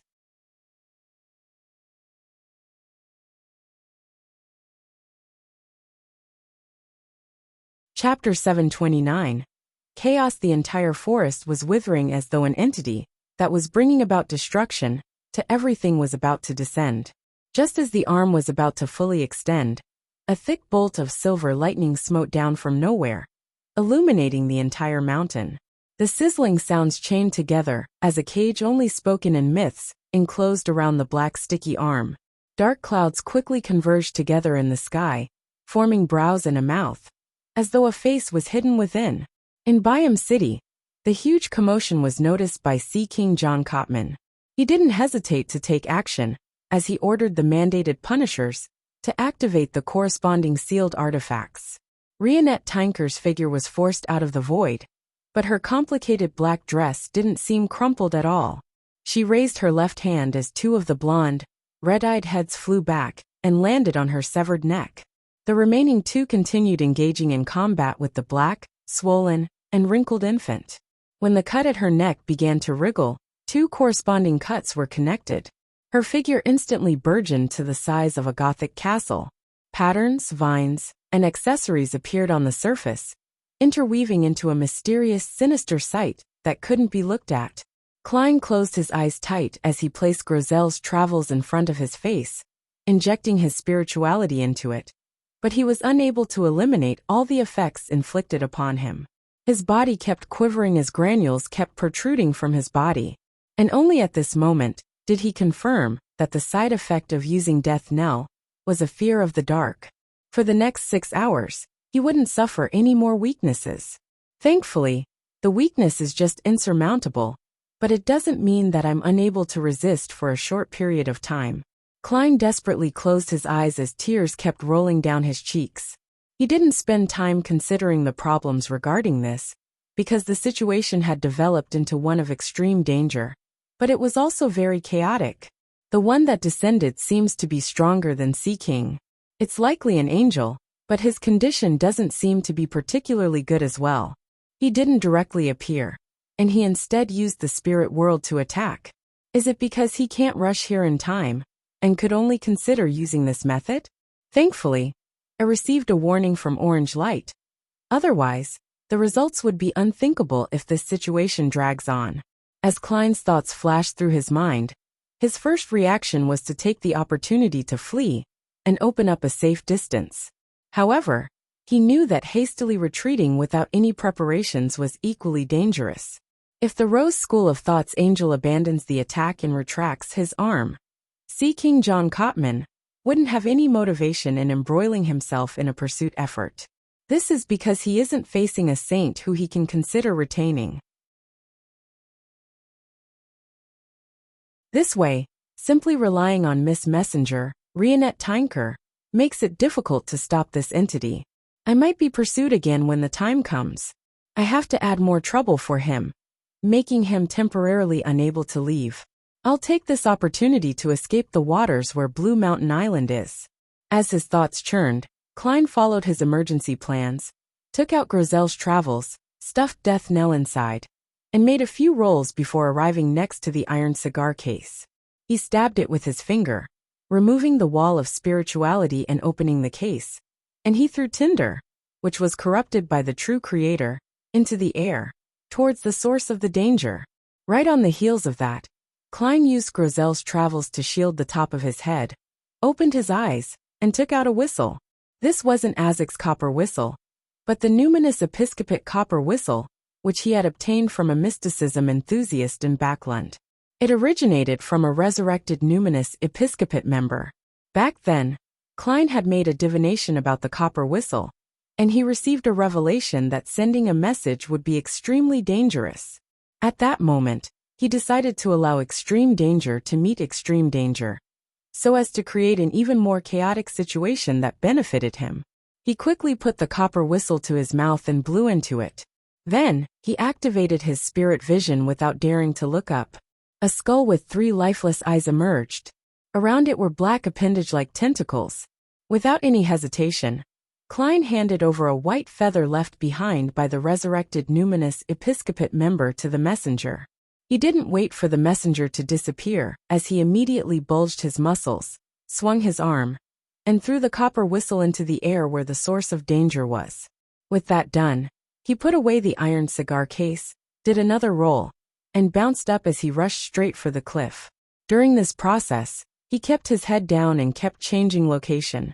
He didn't dare to look at the scene happening above him, nor did he dare to stay any longer. When he passed by the spot where Admiral of Blood Senior should have been lying unconscious, Klein's gaze suddenly froze. He was alarmed to find that he had vanished. In that chaotic situation without any aid, this wraith, who had suffered immense damage, and was unable to maintain his spirit-body state, had vanished. Klein paused as he swept his gaze. He saw that ahead of him were a few drops of splattered dark red blood that coruscated with a dark green tint. And this region was where Grozel's travels had previously dropped. No way. A few drops of Admiral of Blood's blood dropped onto the book's cover? This sucked him in? Klein frowned, as he didn't think it was a good thing. He was afraid that the angel and saint that the Mother Tree of Desire had sent was able to gain the help of Admiral of Blood from within Grozel's travels to pursue him. However, it was impossible for him to abandon the book. Without it, Klein didn't believe that he was lucky enough to dodge all the stray blasts and unknown shrapnel, which could fall from the sky at any moment. I'll resolve this latent risk by entering with my spirit body after I escape. As a few thoughts rose up in his mind, Klein dipped the tip of his foot down as he ran, lifting up the soil which had Signor's blood on it, reached out, and grabbed a handful. This was used to locate Admiral of Blood later. Tap, tap, tap. Klein ran in a meandering manner, holding Grozel's travels over his head, making adjustments from time to time based on his premonition for danger. The book blocked the random bolts of lightning, or the scattering rain of corroding rock, and it shielded him from a terrifying gaze that was cast over. With the book, Klein successfully tore out of the lifeless forest and came to the edge of a cliff. At this moment, the surroundings turned dark. It wasn't the kind of darkness before a storm, nor was it a result of a moonless or starless night. It was a dead silence that emanated the smell of rot. Ravings sounded out from varying distances and at varying pitches, as though something seemed to be slowly breathing in the air. Klein, who was afraid of the dark, trembled. He didn't dare to look at what was happening above him. All he noticed was a few white feathers stained with yellowish oil spiraling down to the ground nearby, when there was a flash of lightning. His right foot took a stride forward, as he jumped off the cliff, and plummeted straight down. He fell out of the darkness and could see light. Then, he dropped into a mouth that had been waiting for him for a long time. The mouth didn't have any teeth, as it immediately closed, and sank to the bottom of the sea. According to the agreement they had made previously, it was to head for a reef beyond Blue Mountain Island as quickly as possible. This was a gigantic undersea creature with 16 fins on its back. In the darkness, Klein instinctively wished to huddle into a ball and helplessly tremble, but he barely repressed his emotions and took out a priest of light beyonder characteristic he had prepared to deal with wraiths. He had obtained it through the glove. Pure light emanated from the translucent stone-like object as it drove away Klein's fear. He was just about to contemplate if he should wait for the outcome, or if he should attempt something, when he suddenly felt the back of his palm become itchy. He hurriedly looked down, and saw his pores widen, as they grew some fine white hair. These fine hair rapidly grew and looked like feathers. Klein immediately felt his entire body itch. The fellow that was attracted by the copper whistle is really very dangerous. Klein was rather experienced. He immediately stood up and took 4 steps counterclockwise while chanting the incantation in the undersea creature's mouth. His spirit body once again tore through the grayish-white, which had endless ravings and roars as blackish-green gases drilled out of his body. Returning to the palace that looked like a giant's residence, Klein observed his spirit body once again, and he discovered that it had returned to normal. There weren't any of the blackish-green gases, nor were there any white feathers. Phew, it's effective. He exhaled and immediately returned to the real world. With the illumination from the priest of light beyonder characteristic, Klein saw that the white feathers on the back of his hands remained, but they had lost the ability to continue growing. There were more or less some signs in other parts of his body, but they weren't obvious. Yes, I should be able to resolve the remaining problems once Mr. Azik arrives. Klein heaved a sigh of relief and drew the crimson moon on his chest. He prayed for the goddess's blessing, and that Mr. Azik would arrive quickly. At this moment, Rionette Tinker's figure appeared before him. Miss Messenger had 3 heads growing on her head, while she held one in her hand. Compared to before, she appeared more lively. She reached out with her left palm and grabbed Klein's shoulder, and she directly brought him into the spirit world as they quickly traveled through it. Amidst brightly stacked colors, Klein felt somewhat dizzy before he returned to reality and realized that he was on a reef. Rionette Tinker's 4 heads swept the area and said, "Already. Safe, remember. To pay. Next time." With that said, she vanished as though she had something more important to do. "You could do that. I should have just gotten Miss Messenger to bring me away using such a method. However, her present state doesn't seem to be that great either. This must be a state and method she seldom uses." As Klein reflected over the matter, he placed the priest of light beyonder characteristic into his pocket, and he kept Grizel's travels outside. Just as he was about to size up his surroundings to figure out where he was, another arm reached out and grabbed his shoulder. Klein jumped in fright as he hurriedly turned his head, only to discover that Mr. Azik had arrived. Azik grabbed his shoulder and pulled him into the spirit world once again. They rapidly moved through the brightly stacked colors. "Actually, I'm already safe." The corners of Klein's mouth twitched, but he didn't say those words.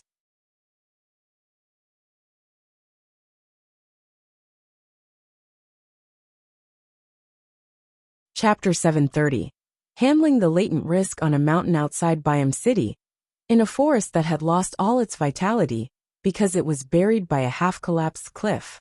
A tall, stocky middle-aged man with deep blue hair was wearing a storm priest robe as he stood in the air and overlooked the area. There was a clear burning rage in his eyes. He was none other than the Church of Storm's Cardinal, Archbishop of the Rorsted Sea, high-ranking deacon of the mandated Punishers, Sea King John Cotman. At that moment, the battle from before was still fresh in Cotman's mind. He remembered how every participant in the battle retreated. The angel from the Rose School of Thought had used a particular method to transfer his powers over from a great distance. After he failed to achieve his objectives, he rather easily brought away his heavily injured partner, and no one wanted him to stay, aside from the strange monster that appeared out of nowhere. John Cotman remembered very vividly that when the angel retracted his arm, it had sparse white feathers on the black, sticky arm. From the top of the skull, and from inside the erected eye, they grew from unimaginable spots. And all of this was because the Rose School of Thought's angel was dodging the glove with the true creator's aura, while using some of his strength to shatter what seemed like an ordinary copper whistle. Shortly after the sinister and strange spirit world creature engaged in battle with the angel, it voluntarily retreated into the depths of the spirit world, preventing John Cotman from pursuing it. The Aurora Order Saint who had opened a door of teleportation didn't participate in the battle. After observing the situation in puzzlement, he picked up the glove with the true creator's aura, and he opened the door to leave before the battle ended. The strange monster that was summoned because of the copper whistle didn't have a fixed form. He was like the manifestation of death itself. He was like a mist that filled the surroundings, but had many feathers with yellowish marks on it. His target was obvious, the angel of the Rose School of Thought. Before the latter escaped, he had also vanished from the area, as though it were in pursuit of his target. But even so, John Cotman, who had taken a sealed artifact from the city and rushed here, still felt uneasy. It felt like suddenly jumping forward, while on his long journey towards death. The only person without any godhood had fled the scene before John Cotman arrived, and he was nowhere to be found. However, John Cotman recognized him. He was an adventurer who had killed a Sequence 5 Desire Apostle, making him qualified to have his information placed on Sea King's desk. Although this wasn't something that he needed to pay great attention to, John Cotman, who had experienced the Seafarer sequence, still remembered the relevant information. He cast his gaze towards the cliff and looked down at the crashing waves as he muttered a name.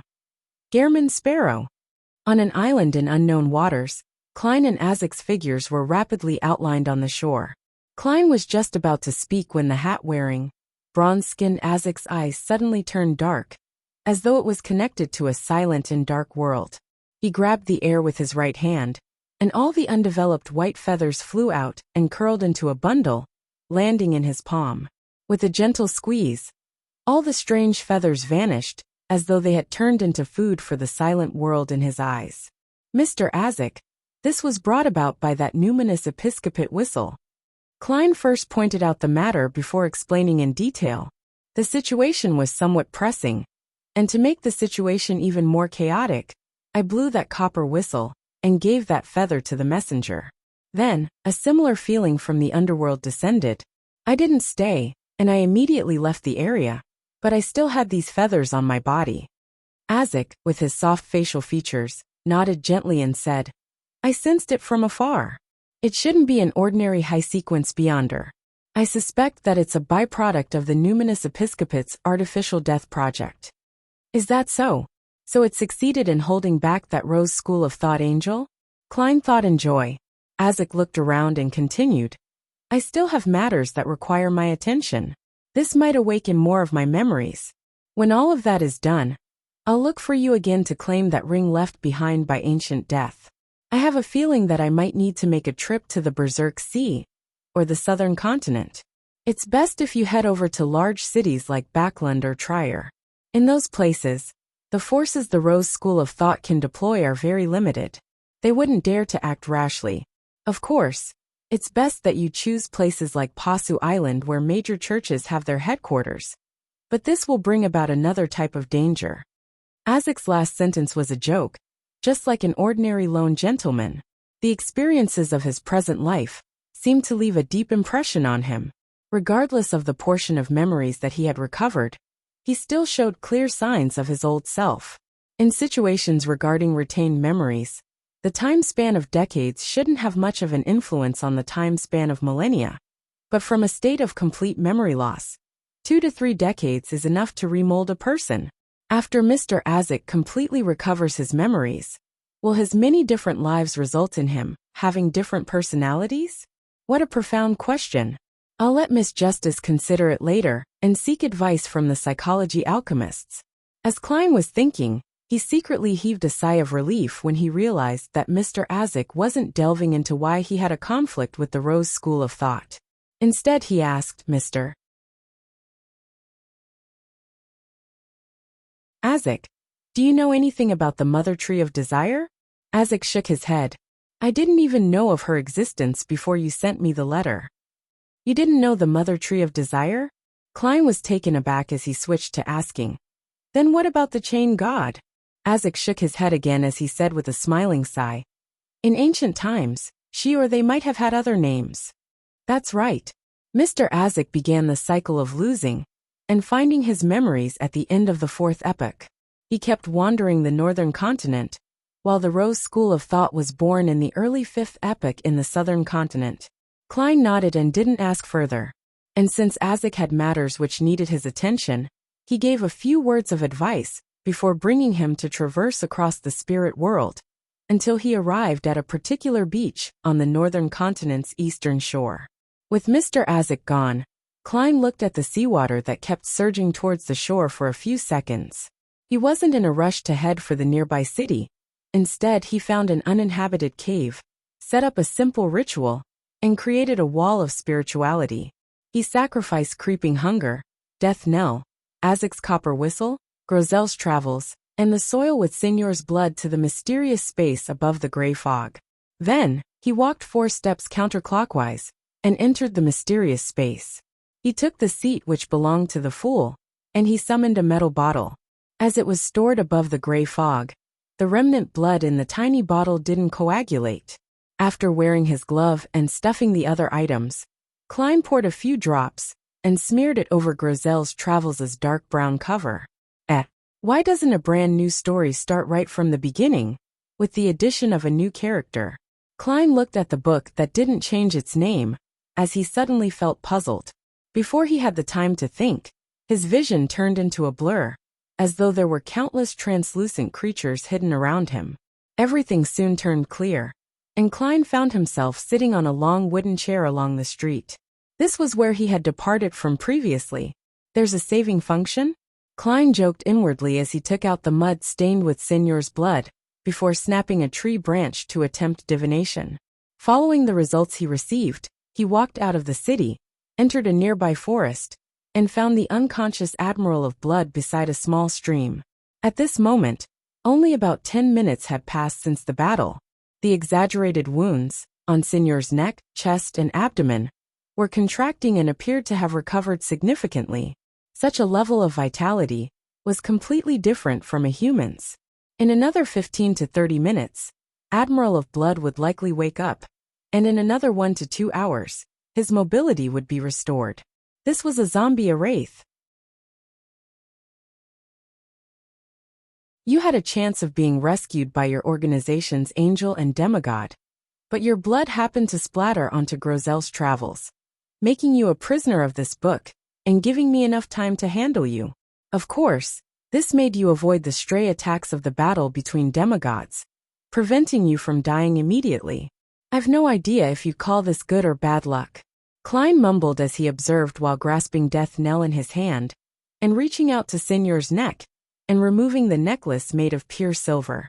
The necklace had a pendant of the same color, which resembled an ancient coin. Both sides were filled with mysterious patterns and relevant symbols, as well as words carved in ancient Hermes. You will be as unlucky as you are lucky now. This is the mystical item which raises Admiral of Blood's luck? Unfortunately, even a demigod can't enhance my luck, so I doubt it can. I can sell it for money, or I could ask Miss Messenger if I can use this to make a partial payment. Klein wasn't in a hurry to take the necklace, as he placed it on the stone beside him. He was afraid that there were unknown side effects that might affect the things he was about to do. Then, Klein focused as he controlled Admiral of Blood's spirit body threads. He wanted to make his first marionette, which he would use for an extended period of time, so as to conclude the principles of a marionettist. Furthermore, no marionette was more convenient to bring around than a wraith. 1 second, 2 seconds, 3 seconds. In just 10 seconds, Klein achieved initial control. Señor's spiritual intuition sensed the danger as his body showed obvious signs of struggling, but he was unable to wake up due to his heavy injuries and sluggish thoughts. Time ticked by, and by the 4th minute, Klein didn't hide his sigh of relief. At that moment, Admiral of Blood Señor opened his eyes, rolled to his feet and faced him. With a harmonious series of actions, he pressed his chest and bowed. "Good morning, sir. How may I be of service?" You're tuning in to the Li Mei's Wuxia Whispers YouTube channel. We're so grateful for your support, and don't forget to subscribe to join us on this incredible journey through captivating stories. Your generosity through donations truly makes a world of difference, as it's the primary source of revenue that allows me to expand and enhance this channel for you. Thank you from the bottom of my heart for being a part of this adventure.